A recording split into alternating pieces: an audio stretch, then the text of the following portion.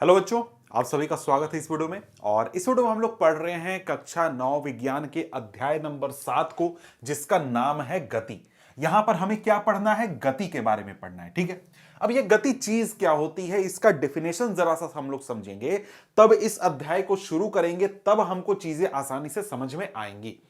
अब यहां पर देखो गति क्या है। तो भाई देखो, ये जो तुम हिस्सा देख रहे हो, ये चीज ये हमारे नोट से लिया गया है। तो भाई अगर नोट्स तुम लेना चाहते हो तो जाकर के हमारे व्हाट्सएप नंबर पर 94 307 23 204 पर कांटेक्ट करोगे तो यहां से तुमको क्लास 9th का पूरा नोट्स मिल जाएगा। उसका ये हिस्सा है, पूरा नोट्स इसी प्रकार का है, ठीक है।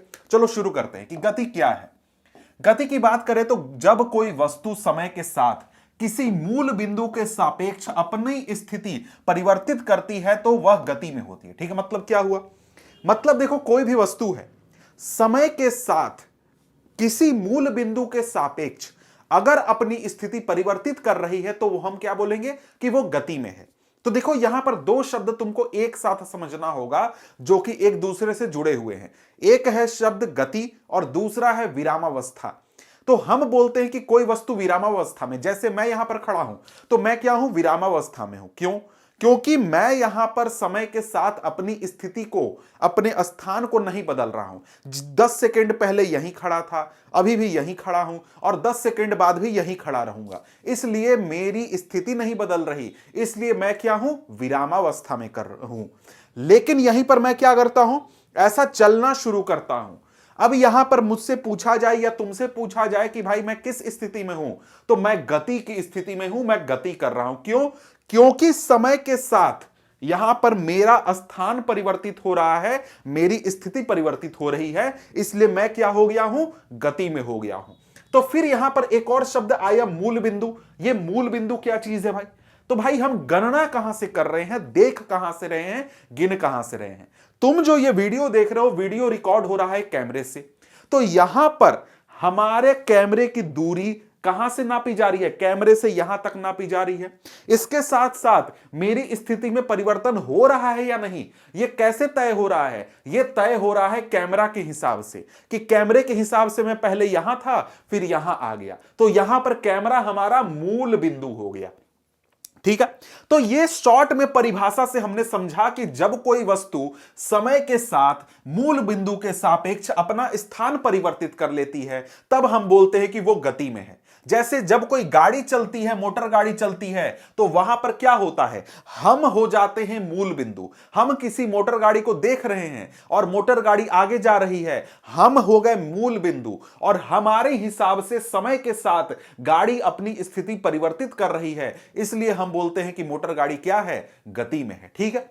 अब यहां पर देखो, ये तो शॉर्ट में हमने आपको समझा दिया, लेकिन अब हम लोग यहां पर एनसीईआरटी को लाइन बाय लाइन पढ़ना शुरू करते हैं, ताकि इसमें जो भी छोटे छोटे प्रश्न या छोटे छोटे पॉइंट्स बनेंगे वो सब भी आप समझते चलो, पढ़ते चलो।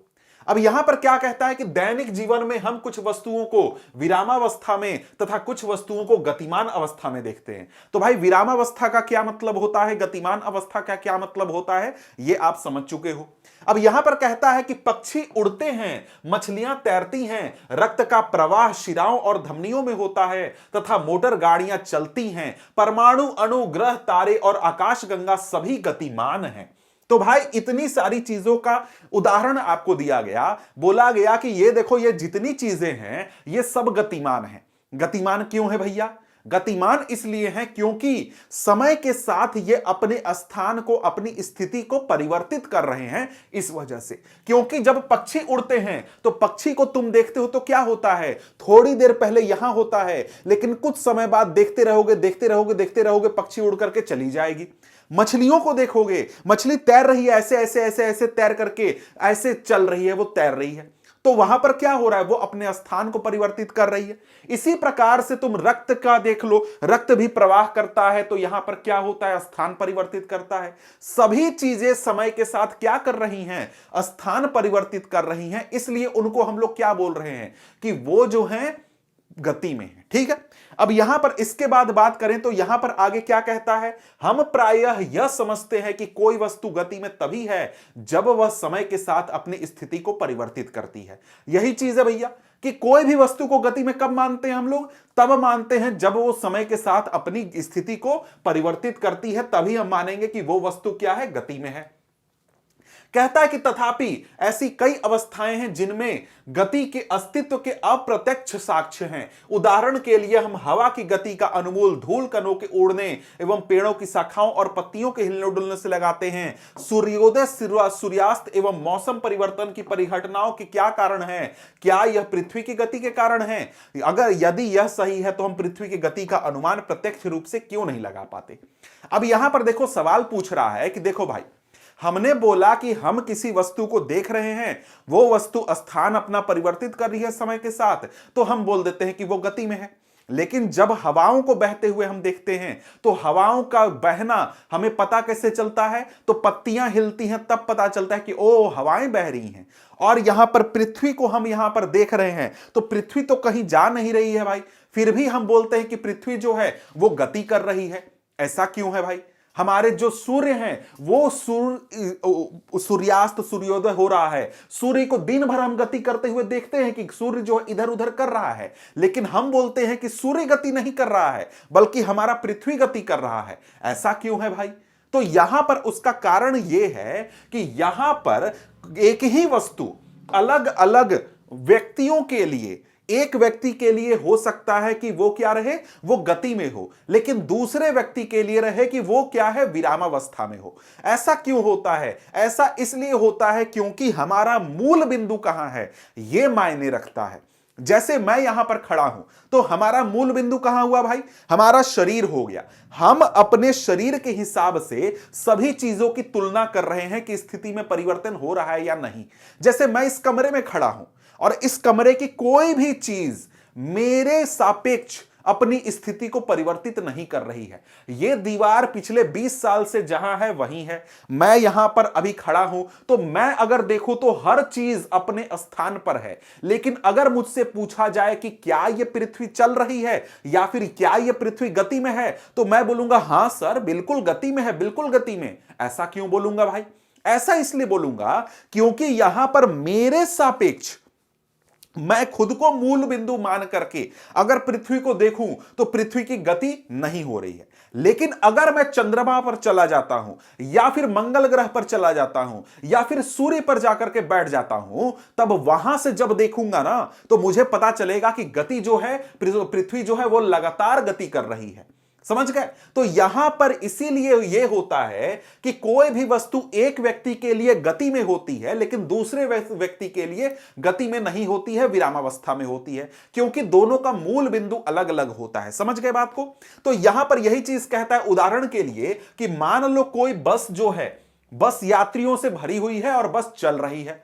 अगर तुम सड़क के किनारे तुम खड़े हो जाओगे और सड़क के किनारे खड़े होकर के तुमसे पूछा जाए कि क्या वो बस गति कर रही है, तो तुम बोलोगे हां भाई बिल्कुल गति कर रही है, एकदम गति कर रही है। बस के अंदर बैठा हुआ आदमी गति कर रहा है? जी हां बिल्कुल कर रहा है।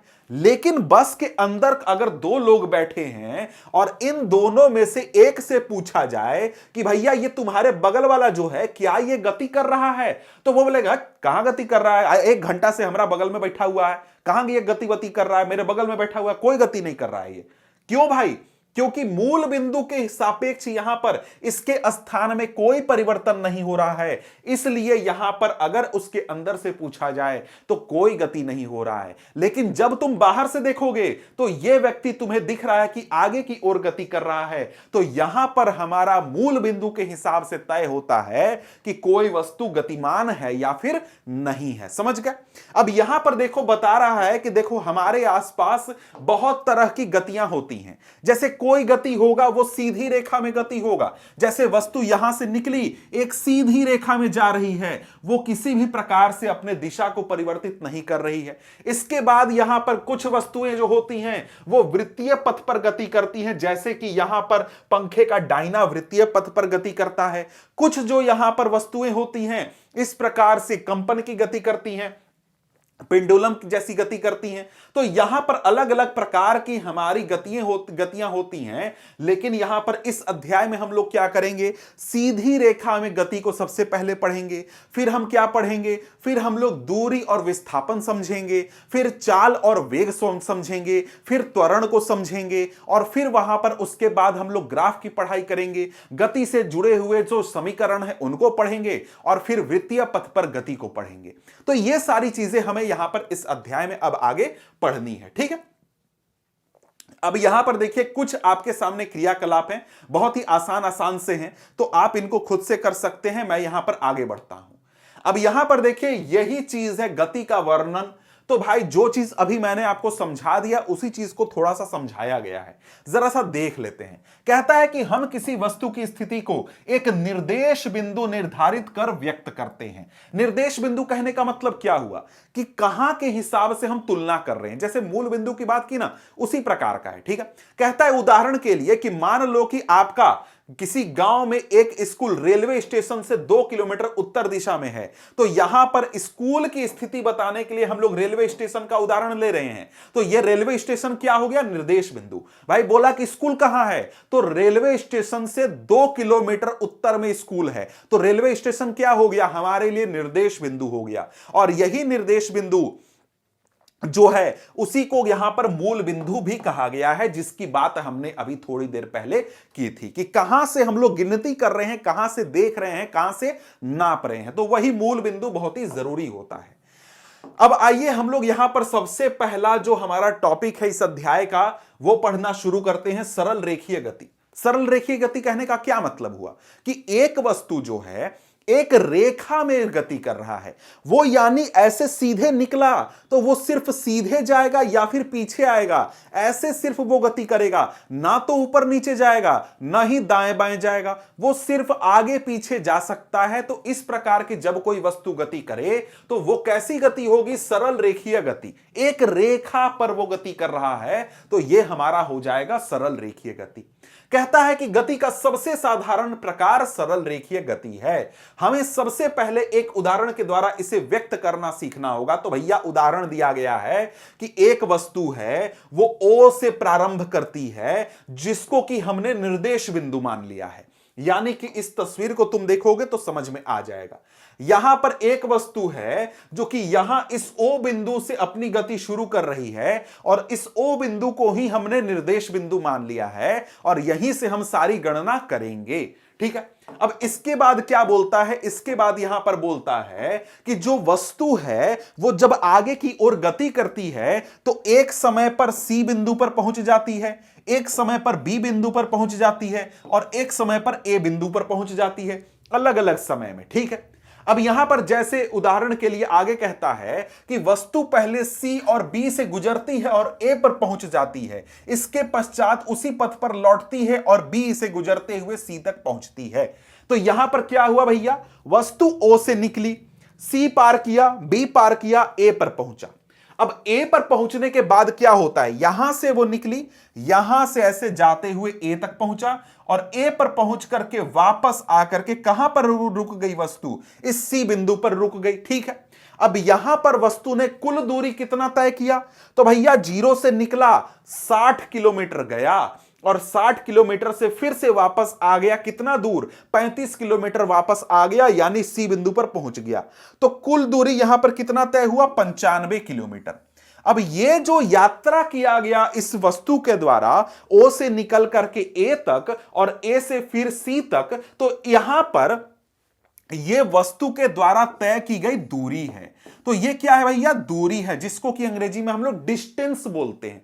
समझ गए, तो ये दूरी है। ठीक है भाई, अब यहां पर दूरी को हम लोग व्यक्त कैसे करते हैं, तो जितना भी वस्तु ने यात्रा तय किया, जितना भी दूरी तय किया, वो क्या हो जाएगा, वस्तु के द्वारा तय किया गया दूरी हो जाएगा। और इसको व्यक्त करने के लिए हम लोग सिर्फ अंकीय मान का इस्तेमाल करते हैं, यहां पर हमें दिशा की जरूरत नहीं होती है। समझ गए, यानी कि ये जो दूरी होती है ये एक प्रकार की अदिश राशि होती है, इसमें हमें दिशा की जरूरत नहीं होती है। ठीक है, अब यहां पर यही चीज बता रहा है कि अदिश राशि क्या होता है। कुछ ऐसी राशियां होती हैं जिन्हें केवल उनके अंकीय मान द्वारा व्यक्त किया जा सकता है, तो यही क्या होते हैं, अदिश राशि होते हैं। ठीक है, अब यहां पर कहता है कि किसी भौतिक राशि का अंकीय मान उसका परिमाण है। परिमाण मतलब कि कितना हुआ। ठीक है, कहता है कि इस उदाहरण के द्वारा आप वस्तु के प्रारंभिक स्थिति O से उसकी अंतिम स्थिति तक की दूरी ज्ञात कर सकते हैं। यह दूरी आपको A से गुजरते हुए O से C तक के विस्थापन का अंकीय मान दे देगी। अब हमारे सामने आ जाता है विस्थापन। तो यह विस्थापन क्या है भाई?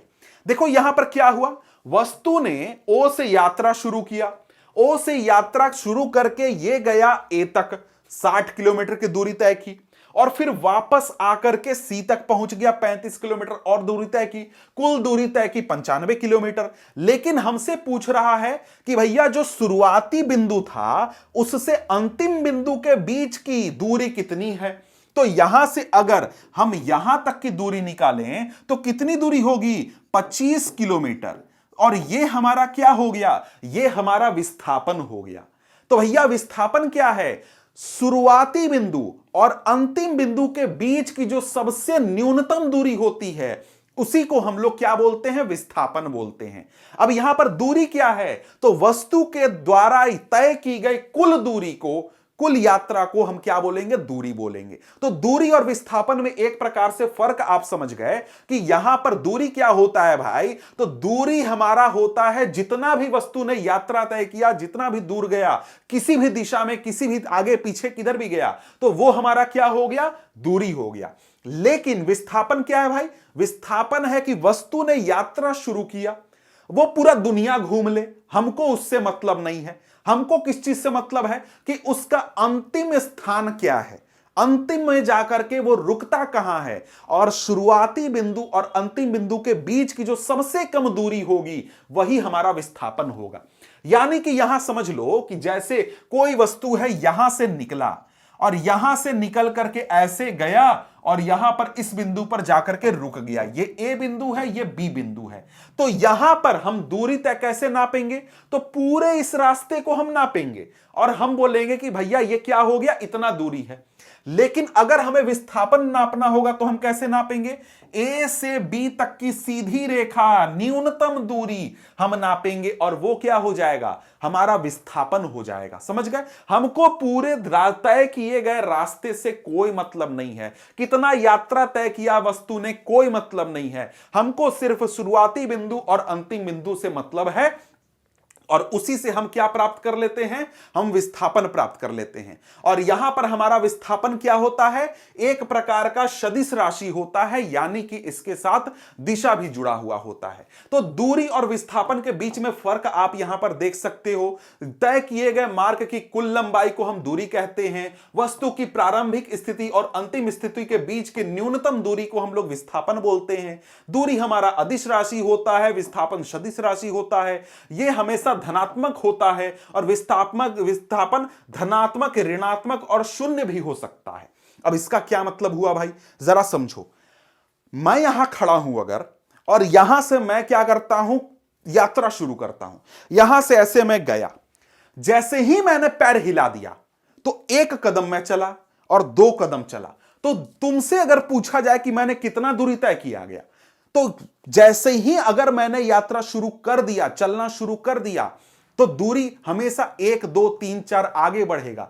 दूरी कम नहीं हो सकता है, दूरी जीरो भी नहीं हो सकता है। अगर वस्तु चल रहा है तो फिर जीरो भी नहीं हो सकता है। समझ गए। लेकिन अगर विस्थापन की बात करते हैं, यहां से मैं निकलता हूं और यहां से जाता हूं, ऐसे घूमता हूं और घूम करके वापस यहीं पर आकर के खड़ा हो गया, तो विस्थापन कितना हुआ भैया, विस्थापन जीरो हो गया। क्यों, जहां से निकला था वहीं आकर के वापस आ गया। तो शुरुआती बिंदु और अंतिम बिंदु के बीच में दूरी कितनी हुई, जीरो। तो हमारा विस्थापन कितना हो गया, शून्य हो गया। विस्थापन शून्य भी हो सकता है, कब होगा, समझ गए। अब यहां पर शून्य हमारा ऋणात्मक कब हो सकता है, सॉरी विस्थापन हमारा ऋणात्मक कब हो सकता है, जब मैं बोलूं कि भाई मैं जो देखो उत्तर दिशा इस तरफ है और दक्षिण दिशा इस तरफ है, मैं बोलूं कि मैं उत्तर दिशा में 2 कदम चल रहा हूं और मैं चला किधर, दक्षिण दिशा में, तो भाई मैं कितना चला उत्तर दिशा में, -2 कदम। क्या हो गया, यहां पर ऋणात्मक हो गया। तो हमारा विस्थापन ऋणात्मक भी हो सकता है क्योंकि इसके साथ दिशा भी जुड़ा हुआ है। अब यहां पर देखो, दूरी हमारा मार्ग की लंबाई पर निर्भर करता है, लेकिन विस्थापन हमारा मार्ग की लंबाई पर निर्भर नहीं करता है। समझ गए बात को।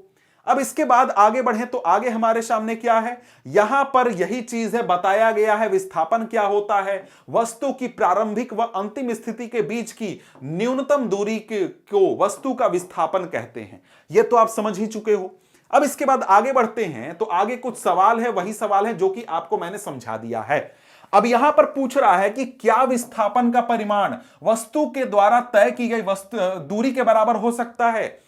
विस्थापन और दूरी समान कब होंगे, बराबर उनका मान कब होगा, बराबर उनका मान तभी होगा जब वस्तु एक निश्चित दिशा में चले और निश्चित दिशा में वो यात्रा तय करे। जैसे मैं यहां से चलता हूं और 1 कदम 2 कदम चला, मेरा यहां पर दूरी कितना मैंने तय किया, 2 कदम, विस्थापन मैंने कितना किया, 2 कदम। तो भाई ये क्या हो गया, दूरी और विस्थापन बराबर हो गया। क्यों, क्योंकि मैंने एक ही दिशा में यात्रा किया था। मैं अगर अपना दिशा बदल देता हूं या फिर एक प्रकार से वापस आ जाता हूं तो फिर हमारा क्या हो जाएगा, विस्थापन और यहां पर दूरी में फर्क आ जाएगा। समझ गए। तो ये वाला उदाहरण दिया गया है, ये उदाहरण वही जो नीचे OA वाला उदाहरण था उससे समझाया गया है, मैंने आपको ये ऐसे ही समझा दिया। अब इसके बाद यहां पर वही अगला सवाल कि यहां पर हम देखेंगे गति के दौरान विस्थापन का परिमाण शून्य हो सकता है। विस्थापन का परिमाण शून्य कब होगा, हम समझ चुके हैं कि जब वस्तु का शुरुआती बिंदु और अंतिम बिंदु एक ही बिंदु पर रहेगा तब वो क्या होगा, विस्थापन शून्य हो जाएगा। जहां से वस्तु निकला था घूम करके वापस वहीं आ गया तो विस्थापन क्या हो जाएगा, शून्य हो जाएगा। ठीक है, तो ये जो चीजें हैं ये तो मैं आपको समझा चुका हूं। अब इसके बाद आगे बढ़ते हैं। तो आगे यहां पर अगर हम लोग देखें तो दूरी और विस्थापन को हम लोग समझ चुके हैं। अब यहां पर आपके सामने कुछ प्रश्न हैं, तो कुछ प्रश्न काफी आसान है, ये आप अगर प्रैक्टिस करेंगे तो आपके लिए ज्यादा बेहतर होगा। समझ गए कि आप अभी तक जो मैंने पढ़ाया वो समझे या नहीं समझे, तो पॉज करके आंसर करने की कोशिश आप कर सकते हो। अब इसके बाद हम लोग आगे बढ़ते हैं तो आगे हमारे सामने क्या आ जाता है, एक समान गति और असमान गति। ये क्या चीज है भाई, तो यहां पर कहता है कि माना कि एक वस्तु एक सीधी रेखा पर चल रही है। एक वस्तु कहां चल रही है, सीधी रेखा पर बिल्कुल चल रही है। और माना पहले 1 सेकंड में ये 50 मीटर, दूसरे 1 सेकंड में 50 मीटर, तीसरे सेकंड में 50 मीटर, चौथे सेकंड में 50 मीटर दूरी तय करती है। यहां पर क्या हो रहा है, हर समय अंतराल पर वस्तु जो है वो बराबर दूरी तय कर रही है, यानी हर सेकंड वो 50 मीटर की दूरी तय कर रही है। तो इस प्रकार का जब भी हमारा वस्तु जब गति करता है तो इस तरीके के गति को हम लोग क्या बोलते हैं, एक समान गति बोलते हैं। ठीक है, यही चीज लिखा हुआ है, क्योंकि वस्तु समान समय अंतराल में समान दूरी तय करती है तो उसकी गति को एक समान गति कहते हैं। समझ गए बात को, कि समान समय अंतराल में समान दूरी तय कर रही है, यानी कि 1 सेकंड में कितना, 50 मीटर, फिर 1 सेकंड में कितना, 50 मीटर, फिर 1 सेकंड में कितना, 50 मीटर, फिर 1 सेकंड में कितना, 50 मीटर। समय अंतराल समान है या नहीं है, बिल्कुल समान है। दूरी यहां पर समान है या नहीं है, बिल्कुल समान है। इसलिए ये इस प्रकार की गति क्या हो जाएगी, एक समान गति। अब यहां पर हमारा असमान गति आ गया। असमान गति क्या होता है भैया, अब यहां पर वस्तुओं के द्वारा जब समान समय अंतराल में असमान दूरी तय किया जाएगा तो उसको हम लोग क्या बोलेंगे, असमान गति। यानी कि पहले 1 सेकंड में वस्तु जो है वो 20 मीटर दूरी तय करती है, दूसरे सेकंड में वस्तु जो है 10 मीटर दूरी तय करती है, तीसरे सेकंड में वस्तु जो है 30 मीटर दूरी तय करती है, और यहां पर चौथे सेकंड में वस्तु जो है वो 5 मीटर की दूरी तय करती है। समय अंतराल कितना है, 1 सेकंड, फिर समय अंतराल 1 सेकंड, फिर यहां पर 1 सेकंड। हर सेकंड में वस्तु जो है अलग अलग दूरी तय कर रही है, इसलिए यह क्या हो गया, यह हमारा एक प्रकार का असमान गति हो गया। समय अंतराल समान है, 1-1 सेकंड का समय लग रहा है, लेकिन दूरी यहां पर कभी 10 मीटर, कभी 20 मीटर, कभी 5 मीटर ऐसे दूरी तय हो रहा है, इसलिए यहां पर क्या हो रहा है, यह हमारा असमान गति हो गया। तो समान गति और असमान गति आप लोग यहां पर अब समझ चुके हो। यहां पर आपको समान गति और असमान गति का यहां पर उदाहरण भी दिया गया है कि ए वस्तु जो है वो यहां पर 15 मिनट में 10 मीटर, फिर 15 मिनट में 10 मीटर, फिर 15 मिनट में 10 मीटर, फिर 15 मिनट में 10 मीटर। तो ये क्या हो गया भैया, ये समान गति हो गया। यहां पर 15 मिनट में 7 मीटर, 15 मिनट में 4 मीटर, यहां पर 11, यहां पर 2, इस प्रकार से अलग अलग यहां पर दूरी तय किया जा रहा है। तो ये क्या हो गया, ये हमारा असमान गति हो गया। ठीक है, तो समान गति असमान गति यहां पर आप लोग देख चुके हो। इसके बाद यहां पर आगे बढ़े तो अब हमें क्या करना है, अगला टॉपिक देखना है जो कि है 7.2 गति की दर का मापन। यानी अब हम क्या करेंगे, गति का दर समझेंगे। तो तुम जब क्रिकेट मैच देखते हो तो क्रिकेट मैच देखने के दौरान तुमको नीचे यहां पर गेंद फेंकी जा रही है उसकी गति दिखाई जाती है कि जो पहली गेंद फेंकी गई वो 140 किलोमीटर प्रति घंटा की रफ्तार से थी, दूसरी 143, तीसरी 135, चौथी 145, पांचवी 132, छठी 130। यानी कि ये क्या यहां पर दिखाया जा रहा है, गति का दर, जो गेंद फेंकी जा रही है उसके गति का दर। आखिर इसका मतलब क्या होता है, तो यहां पर हम लोग किसी भी वस्तु के गति के दर को कैसे मापते हैं ये चीज यहां पर हम लोग समझेंगे। इसी प्रकार से तुम जब रोड पर चलते हो तो रोड के किनारे, सड़क के किनारे तुमको यहां पर इस प्रकार के बोर्ड दिखते हैं जहां पर कहा जाता है कि यह निर्धारित चाल है, यानी कि इससे ज्यादा आपकी रफ्तार नहीं होनी चाहिए, इससे ज्यादा आपका गति का दर नहीं होना चाहिए। ठीक है, अब यहां पर यह है क्या, इसको जरा सा समझते हैं। यहां पर जैसे उदाहरण के लिए बोल रहा है कि जो पहली तस्वीर आपने देखी उसमें दिखाया जा रहा है कि गेंद की गति कितनी है, 143 किलोमीटर पर आवर है। ठीक है, यह गेंद की गति है। इसका मतलब क्या होता है, इसका मतलब यह होता है कि जो गेंद फेंकी गई उसकी रफ्तार इतनी थी, उसकी चाल इतनी थी कि अगर वो 1 घंटे तक चले तब वो 143 किलोमीटर दूरी तय करेगी, इतनी उसकी रफ्तार थी। ठीक है, और यही इसी तरीके से हम क्या करते हैं, गति का दर मापते हैं। ठीक है, कह रहा है कि किसी दी गई निश्चित दूरी को तय करने के लिए अलग अलग वस्तुएं अलग अलग समय लेंगी। अलग अलग वस्तुएं जो है जब किसी दूरी को तय करेगी, ए से बी बिंदु तक जाएगी, तो वहां पर अलग अलग वस्तुओं को अलग अलग समय लगेगा। यानी कि कुछ वस्तुएं धीमी गति से चलेंगी, कुछ वस्तुएं तेज गति से चलेंगी।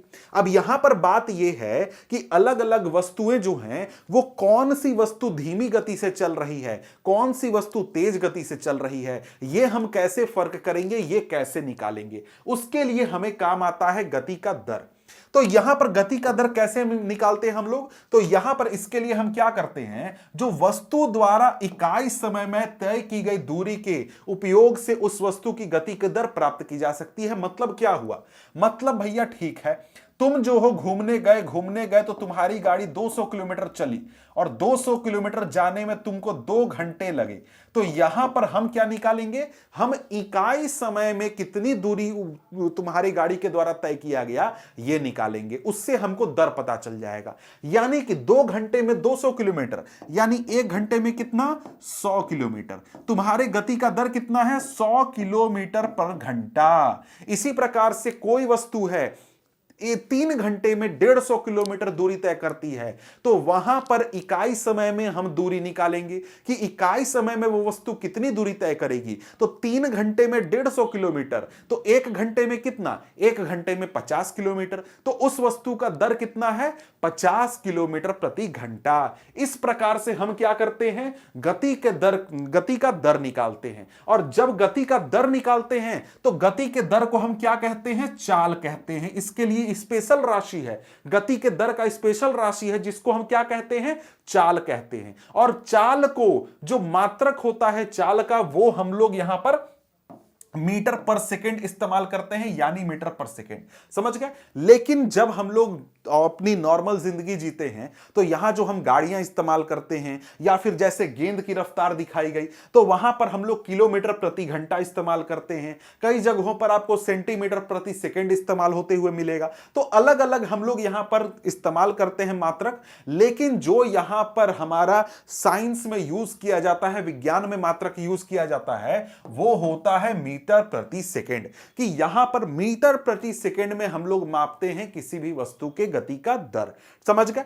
अब यहां पर देखिए बात यह है कि जो हमारा ये चाल है ये एक प्रकार का अदिश राशि है, यानी कि गति को व्यक्त करने के लिए, गति की दर को व्यक्त करने के लिए हमें उसका सिर्फ परिमाण चाहिए। यानी कि हम अगर लिख दें 20 किलोमीटर प्रति घंटा या फिर 10 मीटर प्रति सेकेंड तो हमारा काम चल जाएगा। इससे ज्यादा हमें जानकारी नहीं चाहिए, हमें दिशा की जरूरत नहीं होती है हमारे इस राशि में। यानी कि जो हमारा चाल राशि है उसमें हमें दिशा की आवश्यकता नहीं होती है, उसमें सिर्फ हम लोग मानक दे देंगे या फिर परिमाण दे देंगे तो हमारा काम चल जाएगा। समझ गए? अब यहां पर एक और चीज है कि जब वस्तु गति करती है तो जरूरी नहीं है कि उसकी गति नियत हो, मतलब कि कभी गति का दर ज्यादा हो सकता है, कभी कम हो जाता है। जैसे जब आप गाड़ी से चाल करते हैं, जब गाड़ी से कहीं घूमने जाते हैं तो क्या गाड़ी पूरे रास्ते समान चाल से चलती है क्या? जी नहीं, गाड़ी कभी खड़ी होती है, उसका चाल कितना हुआ? 0 हो गया, लेकिन वो चलने लगी तो चाल 10 किलोमीटर प्रति घंटा, और खाली रोड मिल गया तो एस्केलेटर दबाया तो गाड़ी 80 किलोमीटर प्रति घंटा, फिर भीड़ आ गया तो फिर 20 किलोमीटर प्रति घंटा। यानी चाल समान नहीं होता है, चाल हमेशा घटते बढ़ते रहता है। इसलिए हम लोग वस्तुओं की गति की दर को प्राप्त करने के लिए या फिर उसको दिखाने के लिए हम लोग औसत गति औसत चाल का इस्तेमाल करते हैं। कि भाई हर एक सेकंड कितना चला उससे छोड़ो, हम क्या करेंगे, पूरे रास्ते में वस्तु जब शुरुआती बिंदु से निकली और अंतिम बिंदु तक पहुंची, इस दौरान वस्तु का औसत चाल क्या था, इस रूप में हम लोग यहां पर चाल को व्यक्त करते हैं। कैसे व्यक्त करते हैं? तो कुल दूरी जितनी भी तय की गई उसको कुल समावधि से हम लोग यहां पर विभाजित कर देते हैं, तो यह हमको क्या मिल जाता है? औसत चाल मिल जाता है। समझ गए? तो यहां पर ये औसत चाल का इस्तेमाल करते हैं हम लोग यहां पर सामान्यतः वस्तुओं की चाल को व्यक्त करने के लिए। अब देखिए यहां पर जो समय होता है, समय आपको s हमारा दूरी होता है और t हमारा समय होता है, v हमारा हो गया यहां पर चाल। तो ये हमारा फॉर्मूला होता है, फॉर्मूला याद रखना। ये भी याद रखना कि s हमारा दूरी होगा और t हमारा क्या होगा? समय होगा, और v हमारा क्या होगा? चाल होगा। ये फॉर्मूला है, ठीक है। अब यहां पर उदाहरण भी दिया गया है औसत चाल का। उदाहरण क्या दिया गया है कि मान लो कि कोई एक कार है 2 घंटे में 100 किलोमीटर की दूरी तय करती है, तो इसका औसत चाल कितना हो गया? 50 किलोमीटर प्रति घंटा। कार पूरे समय 50 किलोमीटर प्रति घंटा से नहीं चल रही थी, लेकिन यहां पर इसका औसत चाल कितना हो गया? 50 किलोमीटर प्रति घंटा। ठीक है। अब यहां पर देखो एक प्रश्न भी है। प्रश्न क्या है भाई? एक वस्तु है, दूरी 16 किलोमीटर, मतलब एस क्या हो गया? 16 मीटर, और यहां पर समय कितना हो गया? टी हमारा हो गया 4 सेकेंड। तो यहां पर इसके साथ साथ दूसरी बार वस्तु जो है 16 मीटर 2 सेकेंड में, यानी कि S1 T1 और S2 बराबर 16 मीटर, और हमारा T2 हमारा कितना हो गया? 2 सेकेंड। ठीक है। अब यहां पर हमको औसत चाल निकालना है, तो औसत चाल बराबर क्या हो गया? हमारा हो गया कुल दूरी बटा कुल समय। तो यहां पर हम लोग क्या करेंगे? यहां पर समय और दूरी को जोड़ देंगे, मतलब दोनों समय को, दोनों दूरी को जोड़ देंगे। 16 + 16 भागा 4 + 2 बराबर 32/6। तो यहां पर 5.33 मीटर प्रति सेकंड हमारा क्या आ जाएगा? औसत चाल आ जाएगा। ठीक है। इसके बाद आगे बढ़ते हैं, तो यहां देखो उत्तर भी देख सकते हो, 5.33 हमारा उत्तर आ चुका है। इसके बाद आ जाता है अगला टॉपिक, जो कि है दिशा के साथ चाल। अब यहां पर हम किस चीज की बात कर रहे हैं? हम लोग वेग की बात कर रहे हैं। यह हमारा एक नया राशि है। इसमें क्या होता है? इसमें हम लोग किसी भी वस्तु के चाल को व्यक्त करते हैं, लेकिन अंतर यहां पर यह है कि किसी भी वस्तु के एक निश्चित दिशा में चाल को व्यक्त किया जाता है। समझ गए?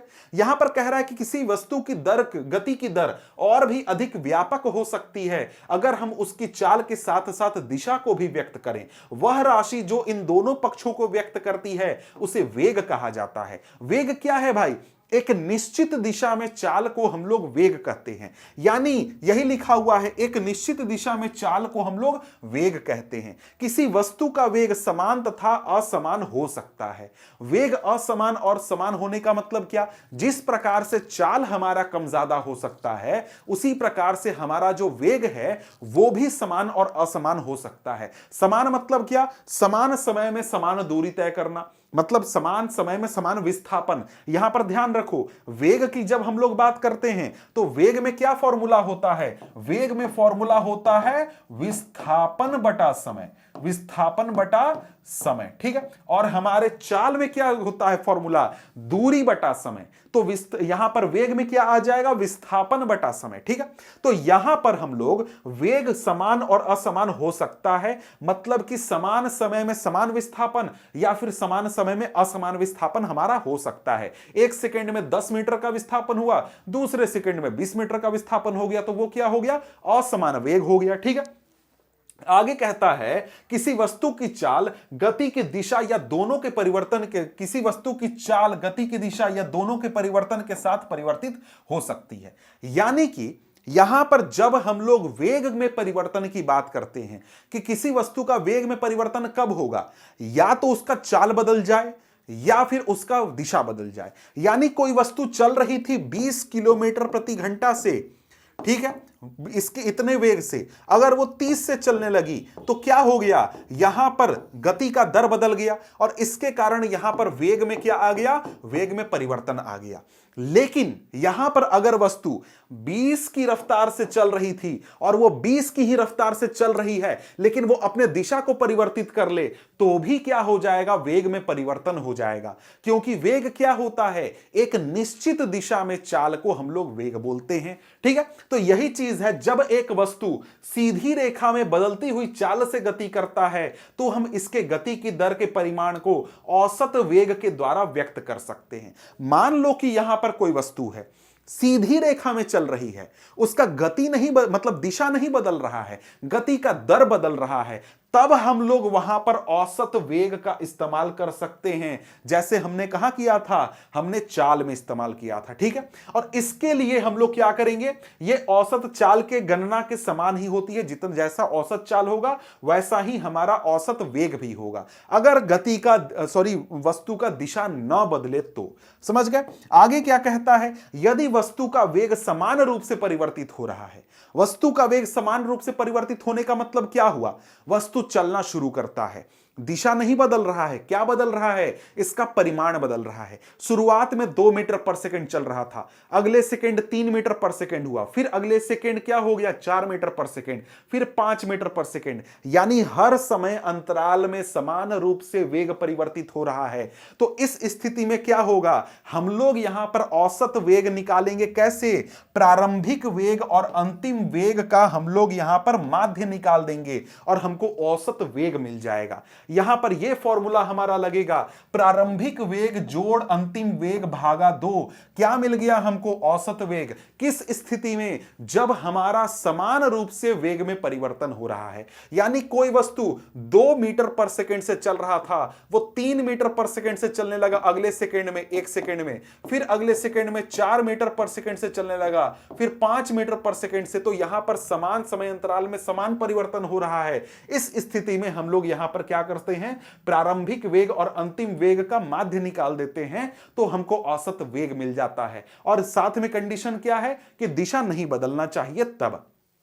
अब यहां पर देखो, यहां पर u हमारा क्या हो गया? प्रारंभिक वेग। ओ, u तो बताना ही भूल गया मैं कि ये देखो, ये फॉर्मूला हम लोग लिखते हैं VAV। AV मतलब क्या? हम लोग यहां पर बात कर रहे हैं औसत का, एवरेज का बात कर रहे हैं, ठीक है। और u प्लस v, u हमारा हो गया प्रारंभिक वेग, v हमारा हो गया अंतिम वेग। और यहां पर हम लोग चाल और वेग दोनों के लिए समान मात्रक का इस्तेमाल करते हैं, यानी मीटर प्रति सेकंड, यही मात्रक इस्तेमाल होता है। तो फिर यहां पर अंतर क्या होता है हमारे यहां पर हमारे चाल और वेग में? तो ये देखो अंतर होता है।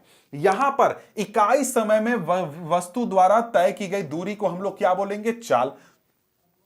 इकाई समय में वस्तु द्वारा तय विस्थापन को हम लोग क्या बोलेंगे?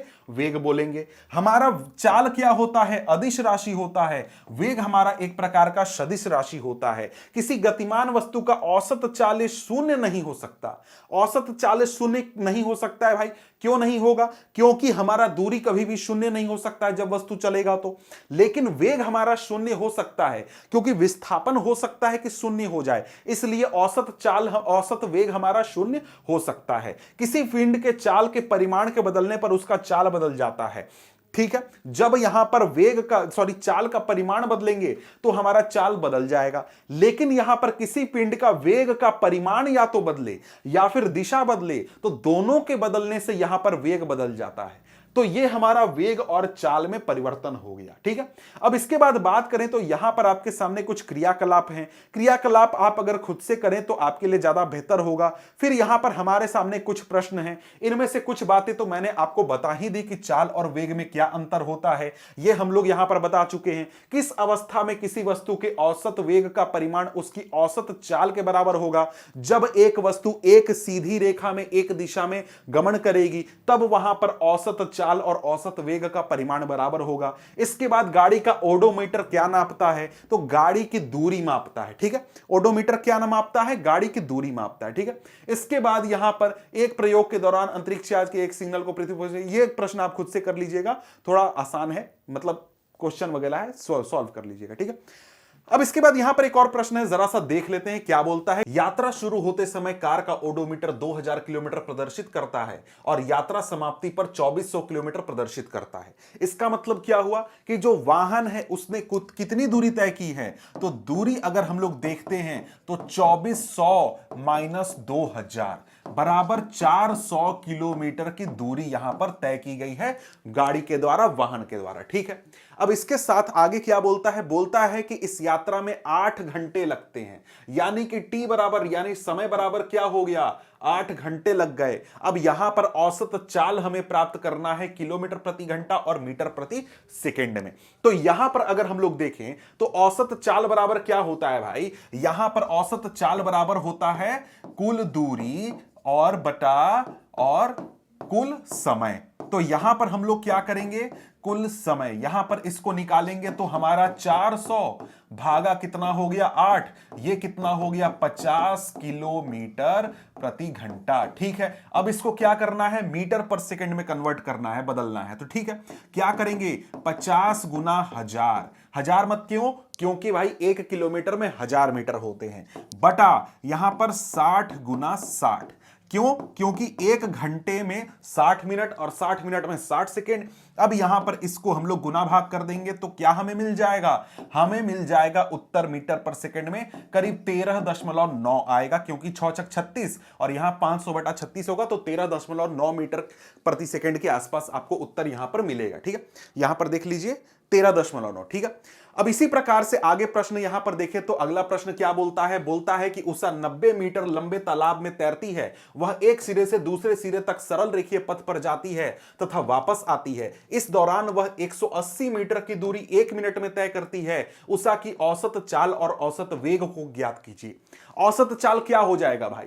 180 मीटर की दूरी उसने तय की, 90 मीटर गई, 90 मीटर आई। ठीक है, अब कितना समय लगा? 1 मिनट। तो भैया सेकंड में करके मीटर पर सेकंड में निकाल लो। अब औसत वेग कितना होगा? औसत वेग 0 होगा। क्यों? जहां से गई थी सीधी रेखा पर गई और वहां से फिर वापस उसी स्थान पर आ गई, तो वहां पर उसका स्थानांतरण कितना हुआ? मतलब कि वहां पर उसका विस्थापन कितना हुआ? 0 हुआ। इस वजह से औसत वेग क्या हो जाएगा? 0 हो जाएगा। ठीक है, इसके बाद देखें तो और भी इसी प्रकार के प्रश्न यहां पर बनते हैं जो कि आपके लिए महत्वपूर्ण है, इसलिए इस तरीके के प्रश्न जो हैं उसको 2-4 प्रश्न आप अगर प्रैक्टिस करेंगे तो आप आसानी से इन प्रश्नों को कर नहीं पाएंगे। वैसे ये कुछ कठिन प्रश्न नहीं है, बहुत ही सरल प्रश्न है। ठीक है, अब आगे हमारे सामने टॉपिक आ जाता है 7.3 वेग में परिवर्तन की दर। यानी कि अब हम क्या पढ़ेंगे कि वेग में परिवर्तन होता है उसके दर को पढ़ेंगे। अब वेग में परिवर्तन के दर का एक अलग से राशि है जिसको कि हम लोग त्वरण बोलते हैं। तो यहां पर हम लोग त्वरण की बात करने वाले हैं। क्या कहता है कि किसी वस्तु की एक समान सरल रेखीय गति के दौरान समय के साथ वेग नियत रहता है। ठीक है, जब कोई वस्तु एक समान सरल रेखीय गति करता है, एक समान सरल रेखीय गति का मतलब क्या हुआ कि वो सरल रेखा में गति कर रहा है, एक सीधी रेखा में गति कर रहा है, उसका दिशा नहीं बदल रहा है, और साथ में वो कैसी गति कर रहा है, एक समान गति कर रहा है, मतलब कि उसका चाल भी नहीं बदल रहा है। ना तो चाल बदल रहा है और न ही दिशा बदल रहा है, तो क्या है, वो एक समान गति पर, एक समान वेग पर आगे की ओर बढ़ रहा है। ठीक है, अब इस अवस्था में किसी भी समय अंतराल में वस्तु के वेग में परिवर्तन शून्य है। इसका क्या मतलब हुआ भैया? मतलब हुआ कि वेग में कोई परिवर्तन नहीं हो रहा है। जैसे यहां से गाड़ी निकली, यहां तक जा रही है, अब 1 सेकेंड में वो 1 मीटर की दूरी तय करती है, 1 सेकेंड में, फिर 1 सेकेंड में 1 मीटर, 1 मीटर 1 सेकेंड, फिर से यहां पर 1 मीटर और 1 सेकेंड। तो क्या देख रहे हैं, समान समय अंतराल में समान यहां पर विस्थापन हो रहा है, 1 मीटर 1 मीटर 1 मीटर। तो यहां पर वेग में कोई परिवर्तन नहीं हो रहा है, सब सीधी रेखा में यहां पर हमारा गति हो रहा है, तो दिशा भी कोई परिवर्तित नहीं हो रहा है। इस स्थिति में यहां पर जो वस्तु का वेग में परिवर्तन कितना है, शून्य है। यहां से यहां कितना परिवर्तन हुआ भाई, शून्य परिवर्तन हुआ। यहां से यहां कितना परिवर्तन हुआ, शून्य परिवर्तन हुआ। ठीक है, तो यही चीज कहता है कि यहां पर शून्य परिवर्तन हो रहा है। ठीक है, अब यहां पर आगे बोलता है कि यद्यपि असमान गति में वेग समय के साथ परिवर्तित होता है, जब भी वस्तु असमान गति में होती है तब समय के साथ वेग में परिवर्तन आता है, वेग में बदलाव आता है। इसका मान विभिन्न समयों एवं विभिन्न बिंदुओं पर भिन्न भिन्न होता है। जब वस्तु असमान गति करेगी तब क्या होगा, तब यहां पर वस्तु जब यहां से निकलेगी तो पहले 1 सेकेंड में वो हो सकता है कि 2 मीटर की दूरी तय कर ले, फिर अगले 1 सेकेंड में वो क्या करे, 1 सेकेंड में 3 मीटर की दूरी तय कर ले, फिर अगले 1 सेकेंड में वो क्या करे, वो हो सकता है फिर से 2 मीटर की दूरी तय कर ले। तो यहां पर क्या हुआ, यहां पर वेग में परिवर्तन हो रहा है। किस लिए, क्योंकि यहां पर वेग के मानक में परिवर्तन हो रहा है, यहां पर दिशा में परिवर्तन नहीं हो रहा है। तो यहां पर कितना परिवर्तन हुआ भैया, 1 मीटर पर सेकंड का परिवर्तन हो गया यहां पर। इसी प्रकार से यहां पर देखो तो कितना, -1 मीटर पर सेकंड का परिवर्तन हो गया। इसी प्रकार से आगे अगर वाहन चलेगा तो आगे और भी परिवर्तन होगा।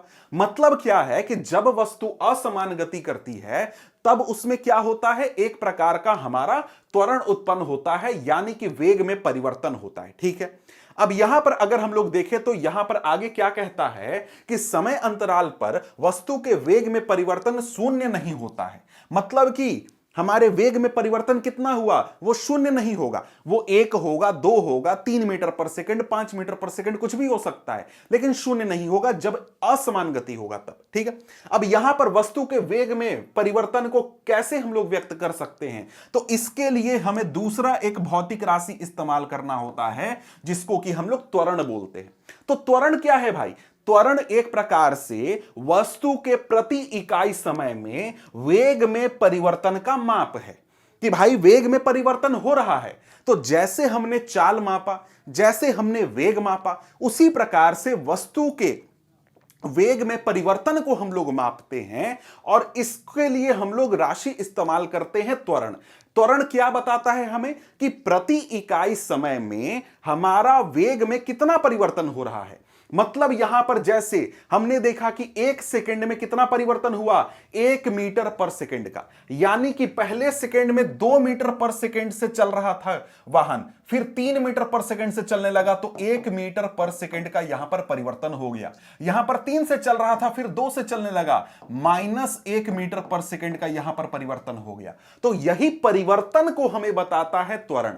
और त्वरण हम इकाई यूनिट में यानी कि प्रति इकाई समय में हम लोग यहां पर निकालते हैं। यानी त्वरण क्या हो गया, त्वरण का फॉर्मूला यहां पर क्या हो गया, वेग में परिवर्तन और लिया गया समय, कितने समय में परिवर्तन हुआ। जैसे कि एक गाड़ी है, कोई भी गाड़ी है, वो चल रही थी 0 की रफ्तार से, और 0 की रफ्तार से वो अपने रफ्तार को बदलती है, अपने चाल को बदलती है, वेग को बदलती है, और वो 10 मीटर पर सेकेंड पर चली जाती है। ठीक है, और इतना परिवर्तन करने में उसको कितना समय लगा, 5 सेकेंड का समय लगा।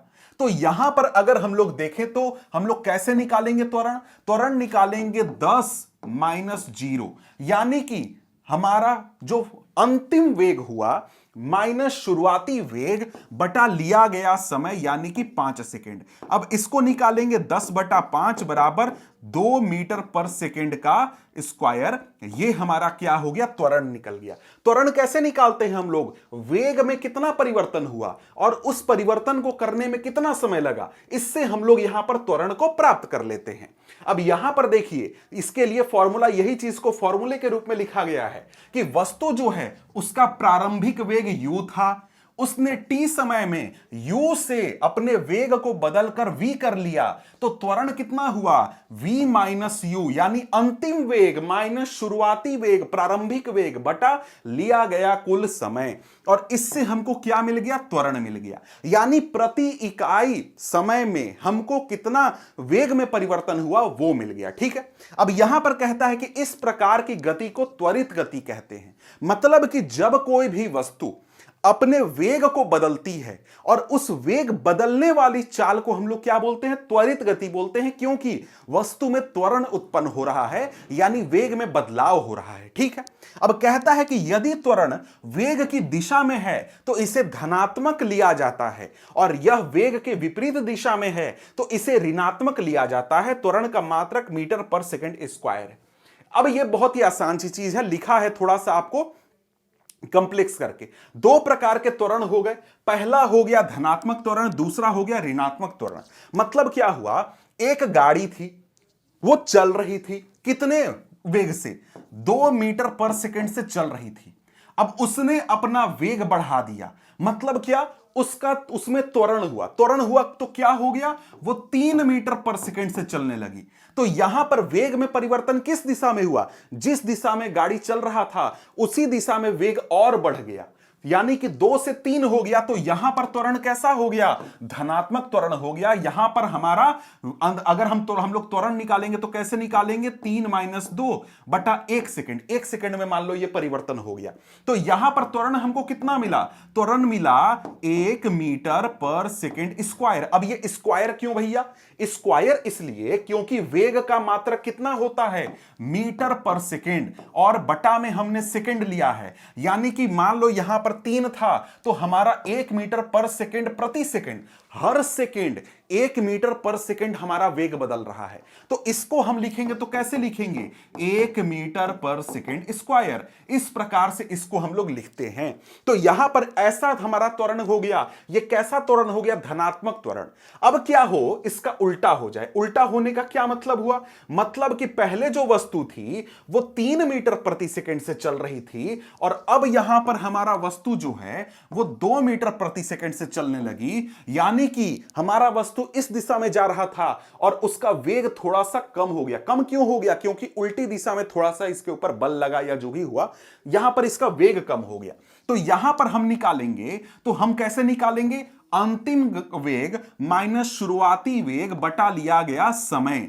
तो यहां पर 2 माइनस 3 बटा 1 सेकेंड, तो ये कितना निकला, माइनस 1 मीटर पर सेकेंड स्क्वायर।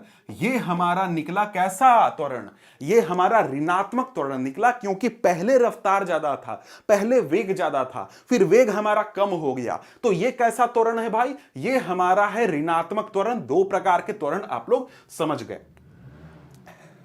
आगे यहां पर क्या कहता है, कहता है कि यदि एक वस्तु सीधी रेखा में चलती है और इसका वेग समान समय अंतराल में समान रूप से घटता या फिर बढ़ता है, तो वस्तु के त्वरण को एक समान त्वरण कहते हैं। अब यहां पर आपके सामने नया चीज, एक समान त्वरण, ये क्या चीज है भाई, ये बोलता है कि देखो, हमारा वाहन चल रहा है या कोई भी वस्तु गति कर रही है और उसका वेग समान समय अंतराल में समान रूप से परिवर्तित हो रहा है। यानी कि यहां पर वस्तु जो है वो चलती है। अब वहां पर वो 1 सेकेंड में क्या की, जैसे शुरुआत में उसका वेग था 2 मीटर पर सेकेंड, और 1 सेकेंड के बाद हो गया 3 मीटर पर सेकेंड। ठीक है, फिर 1 सेकेंड के बाद क्या हो गया, 4 मीटर पर सेकेंड हो गया, 1 सेकेंड का समय लगा। फिर 1 सेकेंड के बाद क्या हो गया, 5 मीटर पर सेकेंड हो गया। फिर 1 सेकेंड के बाद कितना हो गया, 6 मीटर पर सेकेंड हो गया। समझ रहे हैं बात को। तो यहां पर आप लोग देख रहे हैं, हर 1 सेकेंड के समय अंतराल पर यहां पर हमारा वेग में परिवर्तन कितना हो रहा है, 1 मीटर पर सेकेंड का। यानी यहां पर भी परिवर्तन देखो तो कितना है, 1 मीटर पर सेकेंड का परिवर्तन। यहां पर भी परिवर्तन 1 मीटर पर सेकेंड का, यहां पर भी 1 मीटर पर सेकेंड का, और इसी प्रकार से। तो यहां पर समान समय अंतराल में समान रूप से हमारा वेग परिवर्तित हो रहा है। इस प्रकार का जब हमारा त्वरण होगा तो इसको हम लोग क्या बोलेंगे? हम लोग बोलेंगे एक समान त्वरण। समझ गए? तो यहां पर हर एक सेकंड में हमारा 1 मीटर पर सेकंड हमारा वेग बदल जा रहा है। तो यह कैसा त्वरण हो गया? एक समान त्वरण हो गया। यहां पर त्वरण निकालोगे तो कितना मिलेगा? 1 मीटर पर सेकंड स्क्वायर। यहां पर भी त्वरण 1 मीटर पर सेकंड स्क्वायर, यहां पर भी 1 मीटर पर सेकंड स्क्वायर, यहां पर भी 1 मीटर पर सेकंड स्क्वायर। तो यहां पर तुमको त्वरण देख रहे हो, त्वरण का मान क्या है? बराबर मिल रहा है। तो यह कैसा त्वरण हो गया? यह हो गया एक समान त्वरण। ठीक है, और इस प्रकार की गति जब करेगी तो इसको हम लोग एक समान त्वरित गति बोलते हैं कि यहां पर लगातार हमारा क्या हो रहा है? त्वरण हो रहा है। अब इसका उल्टा भी हो सकता है। समझ गए कि यहां पर हो सकता है 6 था, 6 से 5 हो गया, 5 से 4, 4 से 3, 3 से 2। तो यहां पर यह हमारा वेग में परिवर्तन कितना हो जाएगा? Minus minus minus minus. ठीक है, तो यहां पर यह हमारा घट भी सकता है और बढ़ भी सकता है। त्वरण हमारा धनात्मक भी हो सकता है, ऋणात्मक। दोनों प्रकार से हम लोग क्या बोलेंगे? एक समान त्वरण बोलेंगे, एक समान त्वरित गति हम लोग बोलेंगे कि वस्तु यहां पर कर रहा है। ठीक है, इसके बाद आगे बोलें तो आगे यहां पर बोलता है कि दूसरी ओर एक वस्तु असमान त्वरण से चल सकती है यदि उसका वेग असमान रूप से बदलता है। अब यहां पर देखिए क्या है, यहां पर ये तो और भी आसान चीज है भैया। यहां पर हमारा वस्तु चला, यहां से उसने 1 सेकंड का समय लिया और पहले चल रहा था 2 मीटर पर सेकंड, फिर हो गया 4 मीटर पर सेकंड, और अगले 1 सेकंड में क्या हो गया? वो 9 मीटर पर सेकंड हो गया। फिर अगले 1 सेकंड में क्या हुआ? वो 3 मीटर पर सेकंड हो गया। ठीक है, तो यहां पर हमारा हर 1 सेकंड में जो हमारा त्वरण उत्पन्न हो रहा है अलग अलग है। यहां पर कितना है भाई? यहां पर 2 मीटर पर सेकंड स्क्वायर है त्वरण। यहां पर कितना है? 5 मीटर पर सेकंड स्क्वायर है। और यहां पर कितना है? -6 मीटर पर सेकंड स्क्वायर। तो यहां पर यह कैसी गति है? असमान त्वरित गति है, क्योंकि यहां पर असमान त्वरण उत्पन्न हो रहा है। हर समय अंतराल पर अलग अलग त्वरण उत्पन्न हो रहा है, वेग में बदलाव अलग अलग हो रहा है। तो यह कैसी गति हो गई? असमान त्वरित गति हो गई। ठीक है, अब इसके बाद यहां पर उदाहरण यही चीज है कि जब एक कार सीधी सड़क पर चलती है और वहां पर वो असमान दर से चाल चलती है, मतलब कभी एकदम जैसे बाइक चलाते हुए वही किए स्पीड बढ़ा दिए, वही किए स्पीड डाउन कर दिए, फिर बढ़ा दिए, फिर डाउन कर दिए। तो इस प्रकार की जब हम चाल में चलते हैं तो वो क्या होता है? असमान त्वरण वाली गति होती है। ठीक है, अब यहां पर आगे देखें तो यहां पर आपको यहां पर कुछ एग्जाम्पल आपको देने के लिए बोल रहा है, उदाहरण देने के लिए। ठीक है, अब यहां पर आपको प्रश्न है इसी से जुड़ा हुआ जो हमने पढ़ा, त्वरण से जुड़ा हुआ। तो बहुत ही आसान सा प्रश्न है, फॉर्मूला के ऊपर आप लोग रखिएगा अंक और आपको उत्तर मिल जाएगा। क्या है भैया? यहां पर साइकिल चला रहा है राहुल विरामावस्था से, तो विरामावस्था से चल रहा है तो शुरुआती वेग कितना हो गया? 0 हो गया। ठीक है, और वो क्या करता है? 30 सेकंड में 6 मीटर पर सेकंड का वेग प्राप्त कर लेता है, यानी कि अंतिम वेग कितना हो गया? 6 मीटर पर सेकंड अंतिम वेग हो गया। समय हमारा कितना हो गया? 30 सेकंड हो गया। 30 सेकंड में शुरुआत से अंतिम वेग तक वो पहुंचा। अब इसके बाद वो क्या करता है? वो ब्रेक लगाता है, और ब्रेक इस प्रकार से लगाता है कि अगले 5 सेकंड में यहां पर 4 मीटर पर सेकंड उसका वेग हो जाता है। यानी इसके बाद क्या हुआ? जब उसने ब्रेक लगाया तो समय t2, इसको मैं लिख देता हूं, t2 बराबर हमारा 5 सेकंड हो गया, और हमारा अंतिम में वेग कितना हो गया? v2 हम लोग इसको लिख देते हैं। ये हमारा क्या हो गया? ये हो गया हमारा 4 मीटर पर सेकंड। ठीक है, अब यहां पर क्या करना है? दोनों स्थितियों में साइकिल में त्वरण गणना करना है। तो पहली स्थिति में त्वरण कैसे उत्पन्न गणना कीजिएगा? ये हमारा अंतिम वेग हो गया और ये हमारा शुरुआती वेग, यानी कि v माइनस यू बटा टी कर दीजिएगा। तो यहां पर 6 माइनस 0 बटा 30 हो जाएगा। ठीक है, और यहां पर जब आप निकालिएगा तो ये जो आपका ये v1 है, ये आपका यहां पर u हो जाएगा। क्यों भाई? क्योंकि ये शुरुआती गति, जब साइकिल ने ब्रेक लगाया तब गति कितनी थी? हमारा 6 मीटर पर सेकंड था। तो ये हमारा दूसरा स्थिति के लिए शुरुआती वेग हो जाएगा। तो ये यहां पर इस दूसरे गणना के लिए ये u हो जाएगा 6 मीटर पर सेकंड हो जाएगा। ठीक है, तो इस तरीके से दोनों में आप लोग यहां पर अपने जो भी अंक हैं इन सबको रखेंगे फॉर्मूला में, आपको उत्तर यहां पर मिल जाएगा। इसके बाद आगे बढ़ते हैं तो यहां पर कुछ प्रश्न है, प्रश्न आप चाहें तो यहां पर खुद से कर लीजिए, क्योंकि आप जितना प्रैक्टिस करेंगे उतना आपके लिए बेहतर होगा। ठीक है, अब इसके बाद आगे बढ़ते हैं तो आगे हमारे सामने आता है टॉपिक नंबर 7.4 और यह है गति का ग्राफीय प्रदर्शन, यानी कि जो गति है उसको अब हम लोग ग्राफ पर दर्शाने वाले हैं। ठीक है, अब यहां पर देखिए हमें दो प्रकार के ग्राफ पढ़ने हैं। पहला तो हमें दूरी समय ग्राफ पढ़ना है और दूसरा हमें वेग समय ग्राफ पढ़ना है। ठीक है, तो यहां पर अगर हम लोग देखें तो यहां पर आपको वही ग्राफ वगैरह के बारे में बताया गया है, इसको छोड़ करके हम लोग सीधे आते हैं अपने दूरी समय ग्राफ पर।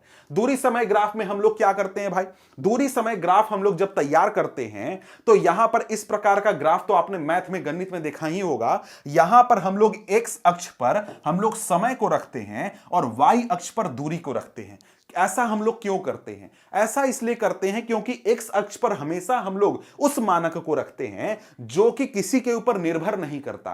तो यहां पर समय जो है वो हमारा किसी के ऊपर निर्भर नहीं करता है, समय अंतराल हमेशा चलते रहता है, निरंतर चलते रहता है समय, इसलिए समय को हम लोग एक्स अक्ष पर रखेंगे और दूरी को हम लोग वाई अक्ष पर रखेंगे। ठीक है, अब यहां पर इसके बाद देखते हैं कि एनसीईआरटी में क्या बताया जा रहा है। वही चीज यहां पर कि देखो क्या बोलता है, समय के साथ किसी वस्तु की स्थिति परिवर्तन को एक सुविधाजनक पैमाना अपनाकर दूरी समय ग्राफ द्वारा व्यक्त किया जा सकता है।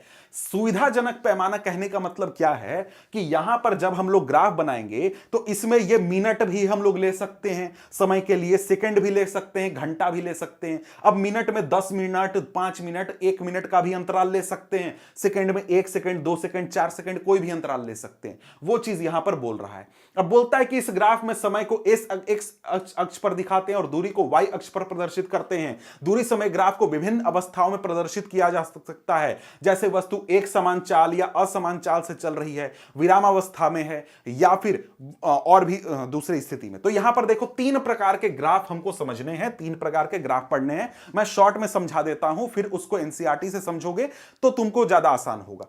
सबसे पहला स्थिति क्या है, सबसे पहला स्थिति है कि वस्तु जो है विरामावस्था में है। विरामावस्था में अगर वस्तु है तो क्या उसकी दूरी में कोई बदलाव हो रहा है, क्या वो कोई दूरी तय कर रही है? जी नहीं, बिल्कुल भी नहीं। तो यहां पर जब हम लोग दूरी समय ग्राफ बनाते हैं विरामावस्था के लिए तो यहां पर हमारा ये y अक्ष हो गया, ये x अक्ष हो गया, ये हो गया हमारा क्या, ये हो गया समय, और यहां पर ये क्या हो गया, ये दूरी हो गया। तो जब भी हम लोग यहां पर हम लोग ग्राफ बनाएंगे कैसी स्थिति के लिए, विरामावस्था के लिए, मैं लिख देता हूं विरामावस्था। ठीक है, इस स्थिति में जब भी हम लोग ग्राफ बनाएंगे तो हमारा ग्राफ जो होगा वो कैसा होगा, एक्स एक्सिस के पैरेलल होगा, यानी एक्स अक्ष के समानांतर हमको ग्राफ मिलेगा, क्योंकि दूरी में यहां पर कोई भी परिवर्तन नहीं हो रहा है। इसलिए ऐसा ग्राफ हमको मिलेगा कि भाई हमारे मूल बिंदु से वस्तु 10 मीटर दूर खड़ा था तो अभी भी 10 मीटर दूर खड़ा है, 1 घंटा बाद भी 10 मीटर दूर खड़ा रहेगा, क्योंकि वो विरामावस्था में है। तो विरामावस्था में आप समझ गए कैसा ग्राफ मिलेगा, हमको एक्स अक्ष के समानांतर ग्राफ मिलेगा। ठीक है, अब हो सकता है कि वो 20 मीटर दूर हो, या फिर हो सकता है 10 मीटर दूर हो, या फिर एक्स अक्ष पर ही पड़ जाए अगर उसकी दूरी 0 मीटर दूरी है तो। ठीक है, तो मूल बिंदु से तो यहां पर मतलब सीधा सीधा है कि भैया आपको एक्स अक्ष के समानांतर मिलेगा। ठीक है, अब इसके बाद आगे बढ़ते हैं। आगे हमारे सामने क्या आता है, दूसरा प्रकार का ग्राफ हो गया जब वस्तु एक समान गति करती है। तो लिख देता हूं यहां पर एक समान गति, एक समान गति करेगी तो यहां पर समान समय अंतराल में समान दूरी यहां पर तय किया जाएगा हमारे इस वस्तु के द्वारा। ठीक है, तो यहां पर हमारा हो गया, यहां पर हो गया समय, एक से अक्ष पर हमारा हो गया समय। ठीक है, और यहां पर हमारा क्या हो गया, दूरी। ठीक है, अब दूरी और समय में तुम जब ग्राफ बनाओगे एक समान गति का तो ऐसा तुमको सीधा ग्राफ मिलेगा, मतलब कि तिरछे बिल्कुल रेखा मिलेगी। अब हो सकता है कि यह तुम्हारा मूल बिंदु से शुरू हो, अगर शुरुआती बिंदु तुम्हारा 0 है, मतलब कि शुरुआत में वस्तु मूल बिंदु से 0 मीटर की दूरी पर थी तो यहां से शुरू होगा। लेकिन अगर मान लो 5 मीटर की दूरी पर शुरुआत थी तो यहां से इस प्रकार से, फिर से बना देता हूं, यहां पर अगर 5 मीटर की दूरी पर थी तो यहां से ऐसे भी शुरू हो सकता है, ऐसे भी शुरू हो सकता है, ऐसे भी शुरू हो सकता है। मतलब क्या है, इस प्रकार की तुमको सीधी रेखा, ऐसे तिरछी रेखा मिलेगी। ठीक है, ये कब हुआ, एक समान गति पर। इसके बाद अगर हम लोग असमान गति की बात करते हैं तो उस स्थिति में तुमको ऐसा ग्राफ मिलेगा, ऐसा, समझ गए। तो मतलब यहां तुमको सीधी रेखा बिल्कुल भी नहीं मिलेगी, इस प्रकार की रेखा मिलेगी। तो शॉर्ट में तुम लोग समझ गए कि विरामावस्था में कैसा होगा, एक समान गति में कैसा होगा, असमान गति में कैसा होगा, यह चीज तुम लोग यहां पर समझ चुके हो। अब यहां पर आगे बढ़ते हैं, तो आगे यहां पर क्या है भाई, आगे देख लेते हैं कि यहां पर क्या क्या बताया जा रहा है। यहां पर क्या बोल रहा है, पढ़ लेते हैं इसको भी। हम जानते हैं कि जब कोई वस्तु समान दूरी समान समयांतराल में तय करती है तब इसकी चाल एक समान होती है। मतलब क्या, एक समान चाल मतलब क्या, समान दूरी में समान समय में समान दूरी तय किया जाएगा तो वो एक समान चाल हो गया। कहता है अतः वस्तु के द्वारा तय की गई दूरी लिए गए समय के समानुपाती होती है। मतलब कि जितना दूरी वो तय करेगा वो वस्तु के द्वारा लिया गया समय का समानुपाती होगा। किस स्थिति में, जब एक समान चाल से वस्तु चलेगा। अगर वस्तु एक समान चाल से चल रहा है, 1 सेकेंड में वो 1 मीटर चल रहा है तो 2 सेकेंड में वो 2 मीटर चलेगा, 4 सेकेंड में वो 4 मीटर चलेगा, 5 सेकेंड में वो 5 मीटर चलेगा। यह चीज यहां पर बोल रहा है। कहता है कि इस प्रकार एक समान चाल के लिए समय के साथ तय की गई दूरी का ग्राफ एक सरल रेखा है, जैसा कि चित्र 7.3 में दिखाया गया है। इस प्रकार का ग्राफ जो कि अभी तुरंत मैंने आपको दिखाया था कि एक समान गति में इस प्रकार से हमको एक तिरछी रेखा देखने को मिलती है। इसमें देखिए यहां पर यह 0 से शुरू क्यों हो रहा है, क्योंकि शुरुआती जो स्थिति थी वो 0 मीटर की दूरी पर था वस्तु, समझ गए, मूल बिंदु से। अगर शुरुआत में वस्तु 10 मीटर की दूरी पर होता तब हम लोग यहां से ग्राफ ऐसे बनाते, 20 मीटर की दूरी पर शुरुआत में होता तो ऐसे ग्राफ बनता। ठीक है, सिंपली समझ लीजिए कि ऐसे हमारा ग्राफ यहां पर बनेगा जब एक समान गति से वस्तु चलेगी तब। ठीक है, अब यहां पर आगे बोलता है क्या, देख लेते हैं भाई। कह रहा है कि ओबी भाग दर्शाता है कि वस्तु की दूरी एक समान दर से बढ़ रही है। दूरी एक समान दर से बढ़ रही है, बिल्कुल वैसी रेखा हमको देखने को मिल रही है। यदि आप y अक्ष पर विस्थापन का परिमाण तय की गई दूरी के बराबर लेते हैं तो एक समान चाल के स्थान पर एक समान वेग पद का भी प्रयोग कर सकते हैं। अगर देखो y अक्ष पर हमने क्या रखा, दूरी रखा। अगर y अक्ष पर हम लोग विस्थापन रख दे तो वहां पर हम लोग एक समान चाल के स्थान पर एक समान वेग मिल जाएगा, समझ गए। तो यहां पर ये जो हमने दूरी समय ग्राफ बनाया, इसको हम लोग विस्थापन समय ग्राफ भी बना सकते हैं। अगर हम लोग दूरी के जगह पर विस्थापन रख दे तो यह भी हम इससे प्राप्त कर सकते हैं। ठीक है, अब इसके बाद यहां पर एक चीज बताता है कि देखो हम इस दूरी समय ग्राफ का इस्तेमाल कर सकते हैं वस्तु की चाल ज्ञात करने के लिए, कि वस्तु का क्या चाल है, इसको भी हम लोग इस ग्राफ से प्राप्त कर सकते हैं। कैसे, तो चाल का फॉर्मूला क्या होता है, दूरी बटा समय, और हमारे ग्राफ में क्या दिया गया है, दूरी बटा समय। तो हम क्या करेंगे, हम लोग y अक्ष से उठाएंगे दूरी को और x अक्ष से उठाएंगे समय को, और यहां पर हम लोग क्या कर लेंगे, दूरी बटा समय से हम लोग यहां पर क्या निकाल लेंगे, चाल निकाल लेंगे। जैसे कि यहां पर तुमको दिखाया गया है कि इस बिंदु और इस बिंदु के बीच में मान लो कि समय के हिसाब से देखो 40 और 60, कि भाई 40 मिनट से 60 मिनट के बीच में वस्तु का चाल क्या था यह हमें प्राप्त करना है। तो इससे एक सीधी रेखा यहां पर खींचेंगे और इससे एक सीधी रेखा खींचेंगे और बिल्कुल इसके मिलान में हम लोग y अक्ष पर रेखा खींचेंगे और यहां पर खींचेंगे।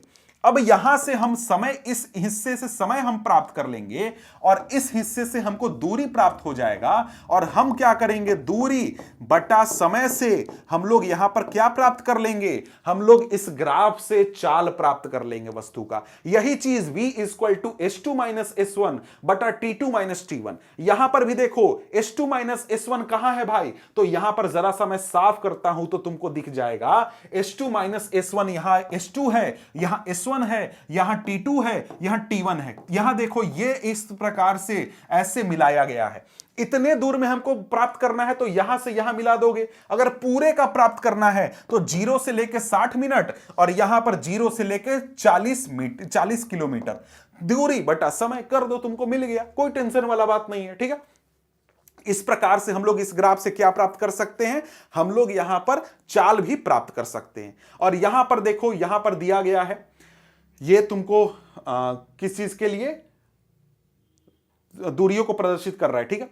यहां पर देखिए, अब ये त्वरित गति के लिए, ठीक है, हम त्वरित गति के लिए भी दूरी समय ग्राफ अंकित कर सकते हैं। तो त्वरित गति के लिए दूरी समय ग्राफ अंकित किया गया है। तो यहां पर क्या हो रहा है भाई, हर समय अंतराल में हमारा बढ़ते जा रहा है। क्या बढ़ते जा रहा है, हमारा तय किया गया दूरी बढ़ते जा रहा है। शुरुआती 2 सेकंड में थोड़ा सा 1 मीटर या 2 मीटर, 1 मीटर दूरी तय हुआ, यहां पर फिर 4 मीटर दूरी तय हुआ, यहां पर फिर और ज्यादा, यहां पर हमारा बढ़ते गया। यहां पर देख लो, यही वाला डाटा का वहां पर ग्राफ बनाया गया है। शुरुआती 2 सेकंड में 1 मीटर, फिर 2 सेकंड में 3 मीटर, फिर हमारे 2 सेकंड में 5 मीटर, इसके बाद 2 सेकंड में यहां पर और भी ज्यादा है। तो लगातार ये बढ़ते जा रहा है। तो ये क्या हुआ, हमारा त्वरित गति के लिए भी दूरी समय ग्राफ यहां पर हमने तैयार कर लिया, ठीक है। यहां पर उसी के बारे में क्या कह रहा है कि कार की गति के लिए दूरी समय ग्राफ चित्र 7.4 में दर्शाया गया है। ध्यान दें कि इस ग्राफ की आकृति 7.3 से दिए गए ग्राफ से भिन्न है। इस ग्राफ की प्रकृति समय के साथ कार द्वारा तय की गई दूरी का आरेखीय प्रदर्शित करती है। इस प्रकार चित्र 7.4 में दिखाया गया ग्राफ असमान चाल को व्यक्त करता है। तो यहां पर त्वरित गति एक प्रकार से असमान चाल हमारा हो गया। तो असमान चाल को यह प्रदर्शित कर रहा है। और उस शुरुआत में तो हमने एक प्रकार से 3 प्रकार के ग्राफ समझ ही लिए थे। अब यहां पर हमारे सामने आ जाता है अगला ग्राफ, जो कि है वेग समय ग्राफ। तो यहां पर हम लोग क्या करेंगे, जैसे हमने दूरी और समय लिया था, वैसे अब हम लेंगे वेग और समय। यानी कि हम लोग अपने एक्स अक्ष पर समय लेंगे और वाई अक्ष पर क्या लेंगे, वेग लेंगे। दूरी के जगह पर हम लोग क्या रख देंगे, वेग रख देंगे। और यहां पर हमारा समय तो है ही, और इस प्रकार से हमारा तैयार होगा वेग समय ग्राफ, ठीक है। तो यहां पर यही कह रहा है कि एक सरल रेखा में चल रही वस्तु के वेग में समय के साथ परिवर्तन को वेग समय ग्राफ द्वारा प्रदर्शित किया जा सकता है। अब इस ग्राफ बनाने में कंडीशन क्या है, कंडीशन है कि भैया वस्तु सरल रेखा में चले, उसके दिशा में परिवर्तन ना हो, ठीक है। तब ये ग्राफ हम लोग यहां पर बनाते हैं तो सही हमारा बैठता है, ठीक है। अब यहां पर क्या बोल रहा है, आगे बोल रहा है कि इस ग्राफ में समय को एक्स अक्ष पर और वेग को वाई अक्ष पर दर्शाया जाता है, जो कि मैंने आपको बता दिया। यदि वस्तु एक समान वेग से गतिमान है तो कार के साथ समय के साथ वेग समय ग्राफ की ऊंचाई में कोई परिवर्तन नहीं होगा। फिर से हमको क्या करना है, 3 प्रकार का ग्राफ पढ़ना है। पहला स्थिति समझ लेते हैं कि जब एक समान वेग से वस्तु चलेगा। एक समान वेग से अगर वस्तु चल रहा है तो हमने पिछली बार क्या देखा था कि हमको ऐसा ग्राफ मिलता था, लेकिन हमारे वेग समय ग्राफ में हमारा इस तरफ क्या है, वेग है भैया, इधर क्या है, वेग है 10, 20, 30, 40, और इधर क्या 10 मिनट है, 10 मिनट, 20 मिनट, 30 और 40। इस प्रकार से अगर हमारा एक समान वेग से वस्तु चल रहा है तो वहां पर वेग हमारा अगर 20 है तो 20 ही न रहेगा। तो यहां पर जब हम लोग एक समान वेग का ग्राफ तैयार करेंगे तो हमको कैसा मिलेगा, एक्स अक्ष के समानांतर मिलेगा वेग समय ग्राफ। समझ गए, वेग समय ग्राफ की बात हो रही है। यह हमको कैसा मिलेगा, यह हमको सीधा मिलेगा एक्स अक्ष के समानांतर। लेकिन यहां पर इसके साथ अगर हम लोग एक समान त्वरित गति को देखेंगे और उसका ग्राफ बनाएंगे, जो कि अभी आपको देखना है, तो यहां पर एक समान त्वरित गति में हमको इस प्रकार से ग्राफ मिलेगा।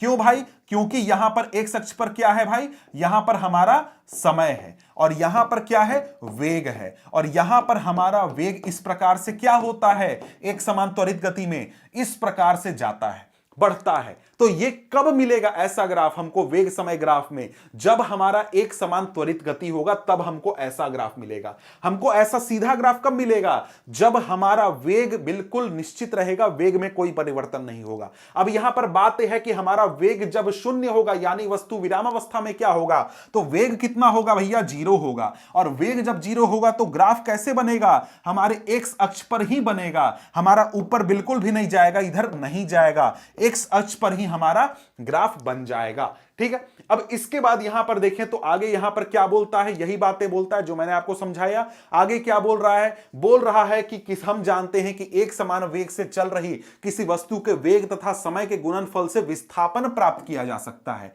तो यहां पर बात क्या है कि वेग समय ग्राफ से हम लोग क्या प्राप्त कर सकते हैं, विस्थापन प्राप्त कर सकते हैं। क्यों भाई, क्योंकि यहां पर हमको क्या पता है कि भाई वेग बराबर क्या होता है, विस्थापन बटा समय।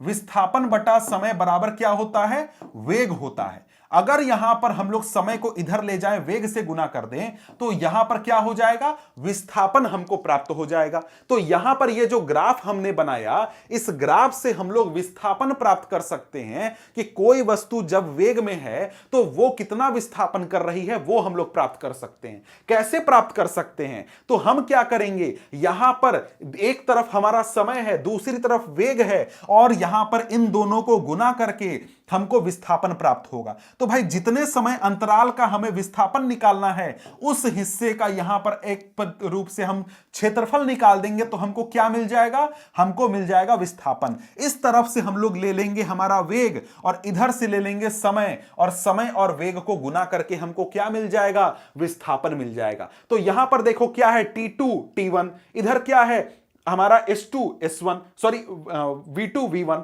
यानी ये वेग है इस तरफ से। यही चीज है, हमने क्या किया, एक तरफ से हमारा समय लिया, एक तरफ से हमारा वेग लिया, इनको गुना कर दिया, और हमको क्या मिल गया, विस्थापन मिल गया। ठीक है, अब यहां पर आगे क्या कह रहा है, वेग समय ग्राफ के द्वारा हम एक समान रूप से त्वरित गति का भी अध्ययन कर सकते हैं, जो कि अभी मैंने तुरंत आपको बताया था। ठीक है, कहता है कि मान ले कि एक कार के इंजन को जांचने के लिए सीधे मार्ग पर चलाया जा रहा है। माना कि चालक के साथ में बैठा एक व्यक्ति प्रत्येक 5 सेकंड के बाद कार के स्पीडोमीटर का पाठ्यांक लेता है। कार का वेग विभिन्न समयों पर मीटर प्रति सेकंड और किलोमीटर प्रति घंटा में सारणी 7.3 में प्रदर्शित किया गया है। यहां पर देखिए आपको एक डाटा दिया गया है, जानकारी। इसमें क्या है, कार सीधी रेखा में चल रही है, लगातार उसकी रफ्तार बढ़ रही है, और हर एक 5 सेकंड के बाद कितनी रफ्तार है, कितना वेग है, यह यहां पर दिखाया जा रहा है। तो यहां पर आप देख रहे हैं कि हर समय अंतराल में जो वेग में परिवर्तन हो रहा है वो समान है। तो यह कैसा गति है, एक समान त्वरित गति है। हर समय अंतराल में 2.5 मीटर पर सेकंड का अंतर है, और यहां पर किलोमीटर की बात करें तो 9 किलोमीटर प्रति घंटा का अंतर है। तो यह कैसी गति है, एक समान त्वरित गति है। ठीक है, अब इस स्थिति में जब हम लोग ग्राफ तैयार करते हैं तो इस प्रकार का हमको ग्राफ मिलता है, और इस प्रकार का जब ग्राफ मिलता है तो यहां पर इस ग्राफ तो आप समझ गए कैसा मिलता है। अब यहां पर अगर हमें विस्थापन प्राप्त करना है तो हम क्या करेंगे, जितनी देर का विस्थापन प्राप्त करना है, यहां से इस समय के बीच का विस्थापन प्राप्त करना है, तो इसका सीधा खींचो, इसका सीधा खींचो, और ये जो पूरा क्षेत्रफल बना इसका क्षेत्रफल निकालो, तो तुमको पूरा विस्थापन मिल जाएगा। तो यहां पर ये कैसे निकालोगे, तो भैया इसको तरीका ये है कि यहां पर ये जो हमारा पूरा ये क्षेत्रफल बना, इसको हम लोग दो हिस्सों में विभाजित कर देते हैं। एक हमारा त्रिभुज बन जाता है और एक चतुर्भुज बन जाता है। दोनों के क्षेत्रफल को निकाल करके जोड़ देते हैं, तो हमको यहां पर कुल विस्थापन मिल जाता है कि वस्तु ने कितना विस्थापन हमारा किया। तो यहां पर यही चीज को करके दिखाया गया है। यहां पर जोड़ घटाओ कि ABCDE जो वो क्षेत्र था उसका क्षेत्रफल हम लोग निकालेंगे। ABCD आयत का क्षेत्रफल निकाल दिया और त्रिभुज ADE का क्षेत्रफल निकाल दिया। दोनों को निकाल करके हमने जोड़ दिया, तो हमको क्या मिल गया, एक समान त्वरित गति का हमको विस्थापन मिल गया। ठीक है, अब जब वस्तु असमान त्वरित गति करती है तो उसका वेग समय ग्राफ अलग रूप का बनता है। जैसे यहां पर आपको देखें तो ये हमारा कैसा ग्राफ दिख रहा है, वेग समय ग्राफ है, लेकिन किस स्थिति में है, जब हमारा समय के साथ वेग घट रहा है। यानी कि जब हमारा ऋणात्मक त्वरण होगा तब हमको ऐसा ग्राफ देखने को मिलेगा। और यहां पर असमान जब हमारा वेग होगा, असमान त्वरण जब होगा, तब इस प्रकार का हमको ग्राफ मिलेगा। कैसा भी ग्राफ हमको दिख सकता है असमान त्वरित गति का। ठीक है, अब इसके बाद यहां पर आगे बढ़ते हैं। तो आगे यहां पर आपको दिया गया है कुछ प्रश्न, मतलब यहां पर इसको आपको सॉल्व करना है। ठीक है, तो यह आप खुद से कर लेंगे। अब यहां पर आगे बढ़े तो आगे हमारे सामने अगला टॉपिक आ जाता है। अगला टॉपिक क्या है भाई, गति के समीकरण। यहां पर क्या है कि जब कोई भी वस्तु सीधी रेखा में गति करती है और सीधी रेखा में एक समान त्वरण से चलती है, तो यहां पर एक निश्चित समय अंतराल में समीकरणों से उसके वेग, गति का दौरान त्वरण और उसके द्वारा तय की गई दूरी के संबंध स्थापित करना संभव है। मतलब कि जब वस्तु एक सीधी रेखा में चल रही है और वहां पर सीधी रेखा में चलते हुए वो एक समान त्वरण कर रही है। एक समान त्वरण आप समझ रहे हैं कि एक समान अगर त्वरण कर रही है तो उस स्थिति में कुछ समीकरण की मदद से हम लोग वहां पर उसके वेग, उसके त्वरण को और उसके द्वारा तय की गई दूरी को आपस में जोड़ सकते हैं, एक से दूसरा प्राप्त कर सकते हैं। तो वहां पर इस प्रकार के जो समीकरण हैं इनको हम लोग गति के समीकरण बोलते हैं। और ये तीन समीकरण यहां पर दिए गए हैं। ये तीन समीकरण कौन कौन से हैं? v equal to u plus at. V हमारा क्या हो गया? अंतिम वेग हो गया। u हमारा क्या हो गया? शुरुआती वेग हो गया। और इसके बाद a क्या हो गया? हमारा त्वरण हो गया। और t क्या हो गया? समय हो गया। इसी के बाद अगला हमारा जो यहां पर हमारा समीकरण है s बराबर UT plus half eighty square. तो यहां पर s क्या हो गया? हमारा दूरी हो गया, जितना दूरी तय किया गया वो s दूरी हो गया। u हमारा क्या हो गया? शुरुआती वेग। t समय हो गया, और ये आधा तो आप जान ही रहे हो। a हमारा त्वरण हो गया, और t क्या हो गया? समय हो गया, t का स्क्वायर। और यहां पर हमारा तीसरा हमारा समीकरण क्या है? 2as बराबर v square minus u square. a मतलब हमारा त्वरण, s मतलब दूरी, v मतलब क्या हुआ? भी मतलब हमारा अंतिम वेग, u मतलब शुरुआती वेग। तो ये तीन फॉर्मूले हैं, तीन समीकरण हैं, इसको याद कर लो। इसके ऊपर आपको न्यूमेरिकल प्रश्न बनते हैं जो कि आपसे अगर एग्जाम हो तो वहां पर पूछे जा सकते हैं। यहां पर कुछ आपको उदाहरण भी दिए गए हैं आपको प्रश्न के, जिनसे आप इन जो फॉर्मूले हैं, समीकरण हैं, इनको प्रैक्टिस वगैरह भी कर सकते हो। जैसे यहां पर क्या दिया गया है? एक रेलगाड़ी है, विरामावस्था से चलना शुरू करती है। विरामावस्था मतलब क्या? वेग कितना है भाई? शून्य वेग है। शून्य वेग मतलब क्या हो गया? u बराबर शून्य हो गया, ठीक है।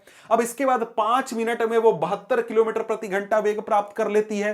तो 72 किलोमीटर प्रति घंटा हमारा क्या हो गया? ये हमारा अंतिम वेग हो गया।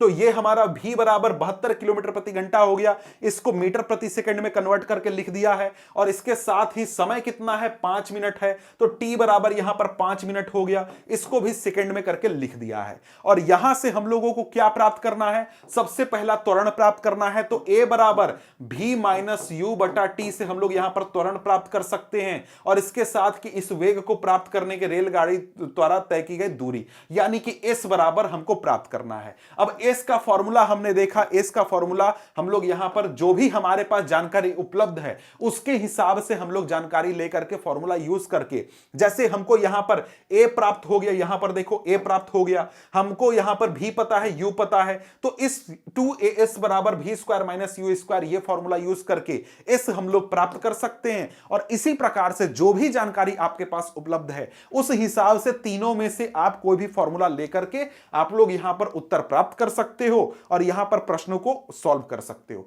इसी प्रकार से और भी प्रश्न है तो इनको आप खुद से कर लेना ताकि आपका कुछ प्रैक्टिस हो जाए। और आगे कुछ प्रश्न, एक दो प्रश्न यहां पर भी दिए गए हैं, इनको भी आप कर लेना। इसके बाद आ जाता है हमारे सामने अगला टॉपिक जो कि है एक समान वृत्तीय गति। अब इसमें क्या होता है कि जब वस्तु के वेग में परिवर्तन होता है तब हम उसे कहते हैं कि वस्तु त्वरित हो रही है। मतलब कि त्वरण का मतलब ही क्या हो गया? त्वरण का मतलब होता है कि जब वस्तु के वेग में परिवर्तन हो रहा है। वेग में परिवर्तन मतलब कि त्वरण, ठीक है।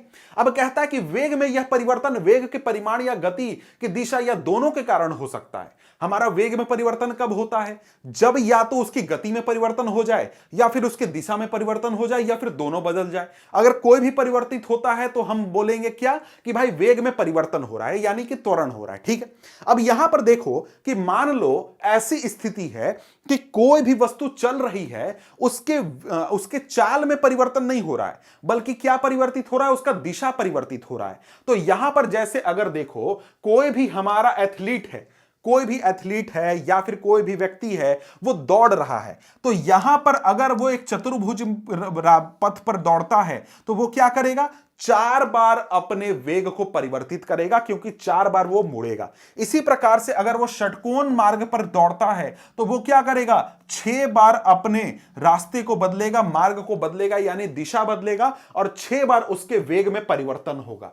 इसी प्रकार से अगर वो अष्टकोण में चला जाएगा तो वो 8 बार अपने मार्ग को बदलेगा, 8 बार उसके दिशा में परिवर्तन होगा और 8 बार वेग में परिवर्तन होगा। अब इसी प्रकार से हम आगे करते हैं, आगे बढ़ते हैं और क्या करते हैं?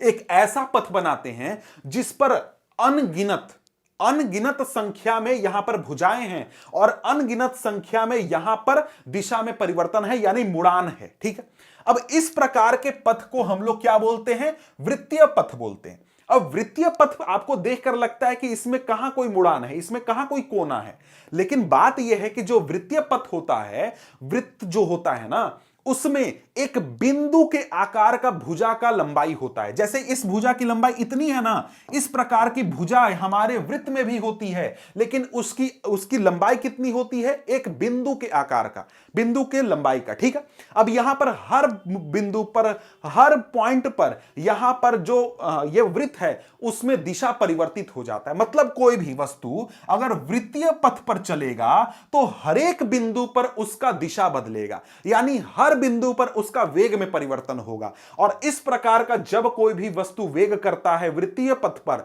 तो उसको हम लोग क्या बोलते हैं?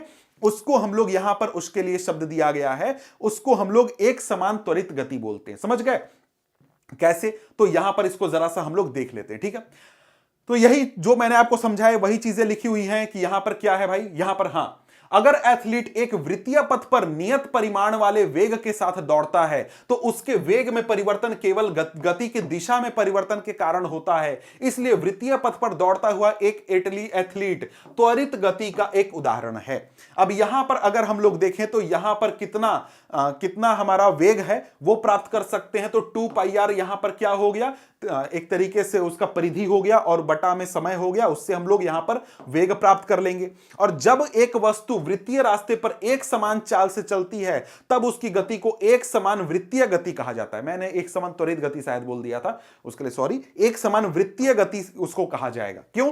क्योंकि उसका वहां पर वेग जो है, वेग का मान जो है वो तो एक निश्चित है, लेकिन उसके दिशा में परिवर्तन के कारण वेग में परिवर्तन हो रहा है। इसलिए ये एक अलग प्रकार का हमारा वेग होता है, एक अलग प्रकार का त्वरण होता है, जिसको हम लोग एक समान वृत्तीय गति बोलते हैं। ठीक है, अब यहां पर आगे क्या बोलता है? बोलता है कि ध्यानपूर्वक देखने पर, अब यहां देखिए पत्थर का उदाहरण है। पत्थर में क्या बोल रहा है कि आप एक धागा लीजिए, धागे में आप एक पत्थर बांध लीजिए और पत्थर को ऐसे घुमाइए, जैसा कि घुमा रहा है वैसा घुमाइए। अब यहां पर इस पत्थर को जैसे ही आप छोड़ेंगे वैसे ही जिस दिशा में वो था उस दिशा में सीधी रेखा पर चला जाएगा।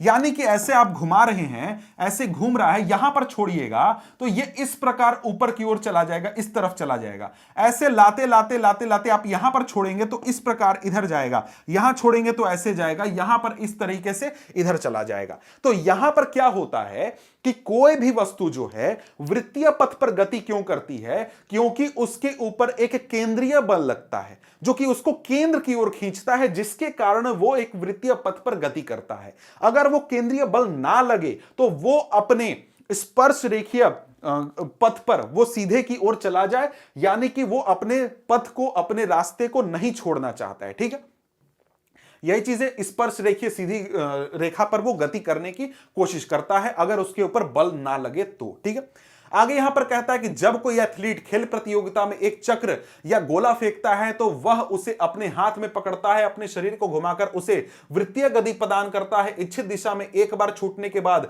गोला चक्र उसी दिशा में गति करता है जिस दिशा में वह छोड़ते समय गति कर रहा था। मतलब यहां पर सिंपली देखो कह रहा है कि देखो कोई भी वस्तु अगर वृत्तीय पथ पर गति कर रहा है और लगातार वो अपनी दिशा को बदल रहा है तो दिशा ऐसे ही कोई वस्तु नहीं बदलता है, उसके ऊपर एक बल लगता है, वो केंद्र की ओर एक बल लगता है जिसके कारण वो लगातार अपनी दिशा को बदल रहा है। जैसे उदाहरण के लिए लिया है कि जो आपका शॉटपुट का खेल होता है या फिर डिस्कस थ्रो जो खेल होता है, उसमें डिस्क लेकर के जो खिलाड़ी होते हैं वो खूब जोर से घूमते हैं और फिर ऐसे छोड़ते हैं। छोड़ने के बाद क्या होता है, वो डिस्कस बिल्कुल सीधे रास्ते पर चला जाता है। क्यों सीधे रास्ते पर चला जाता है? क्योंकि अब उसके ऊपर केंद्र की ओर बल नहीं लग रहा है। जब तक केंद्र की ओर बल लग रहा था तब वो गोल गोल रास्ते पर घूम रहा था। केंद्र पर लगने वाला बल जैसे ही खत्म हो गया वो अपने स्पर्श रेखीय मार्ग पर सीधे की ओर चल जाता है। अब ये स्पर्श रेखीय मार्ग क्या होता है? तो यहां पर देखो, यहां पर ये हमारा कोई वृत्त है। अब वृत्त का एक ऐसा रेखा जो कि इसको बाहर से, यहां पर ये छू नहीं गया, ठीक है, बाहर से सिर्फ और सिर्फ इसके यहां पर परिधि पर एक बिंदु को सिर्फ छुए तो उस मार्ग को हम लोग उस यहां पर रास्ते को क्या बोलते हैं, स्पर्श रेखीय मार्ग बोलते हैं। ठीक है, तो यहां पर जैसे ही हम लोग डिस्कस थ्रू को छोड़ते हैं तो वो एक सीधे रेखा पर चला जाता है, क्योंकि उसके ऊपर अब केंद्र की ओर बल नहीं लग रहा है। इसी प्रकार से अगर हम लोग देखें तो हमारे आसपास जो पृथ्वी होती है, जो चंद्रमा होता है, पृथ्वी सूर्य के चारों ओर गोल गोल क्यों घूम रही है, क्योंकि उसके ऊपर सूर्य के द्वारा एक बल लगाया जा रहा है केंद्र की ओर। इसी प्रकार से चंद्रमा पृथ्वी के चारों ओर क्यों घूम रही है, क्योंकि चंद्रमा के ऊपर पृथ्वी एक बल लगा रहा है जो कि उसको केंद्र की ओर खींचता है, इसीलिए वो लगातार गोल गोल घूम रही है। जैसे ही वो बल लगना बंद हो जाएगा, जो चंद्रमा है अपनी सरल रेखीय गति पर वो हमेशा के लिए, निरंतर के लिए निकल जाएगा, चला जाएगा, वो पृथ्वी का चक्कर लगाना छोड़ देगा। समझ गए? तो यहां पर देखिए, तो यहां पर आपका ये अध्याय होता है समाप्त। मिलते हैं हम आपसे अगले वीडियो में अगले अध्याय के साथ, तब तक के लिए गुड बाय।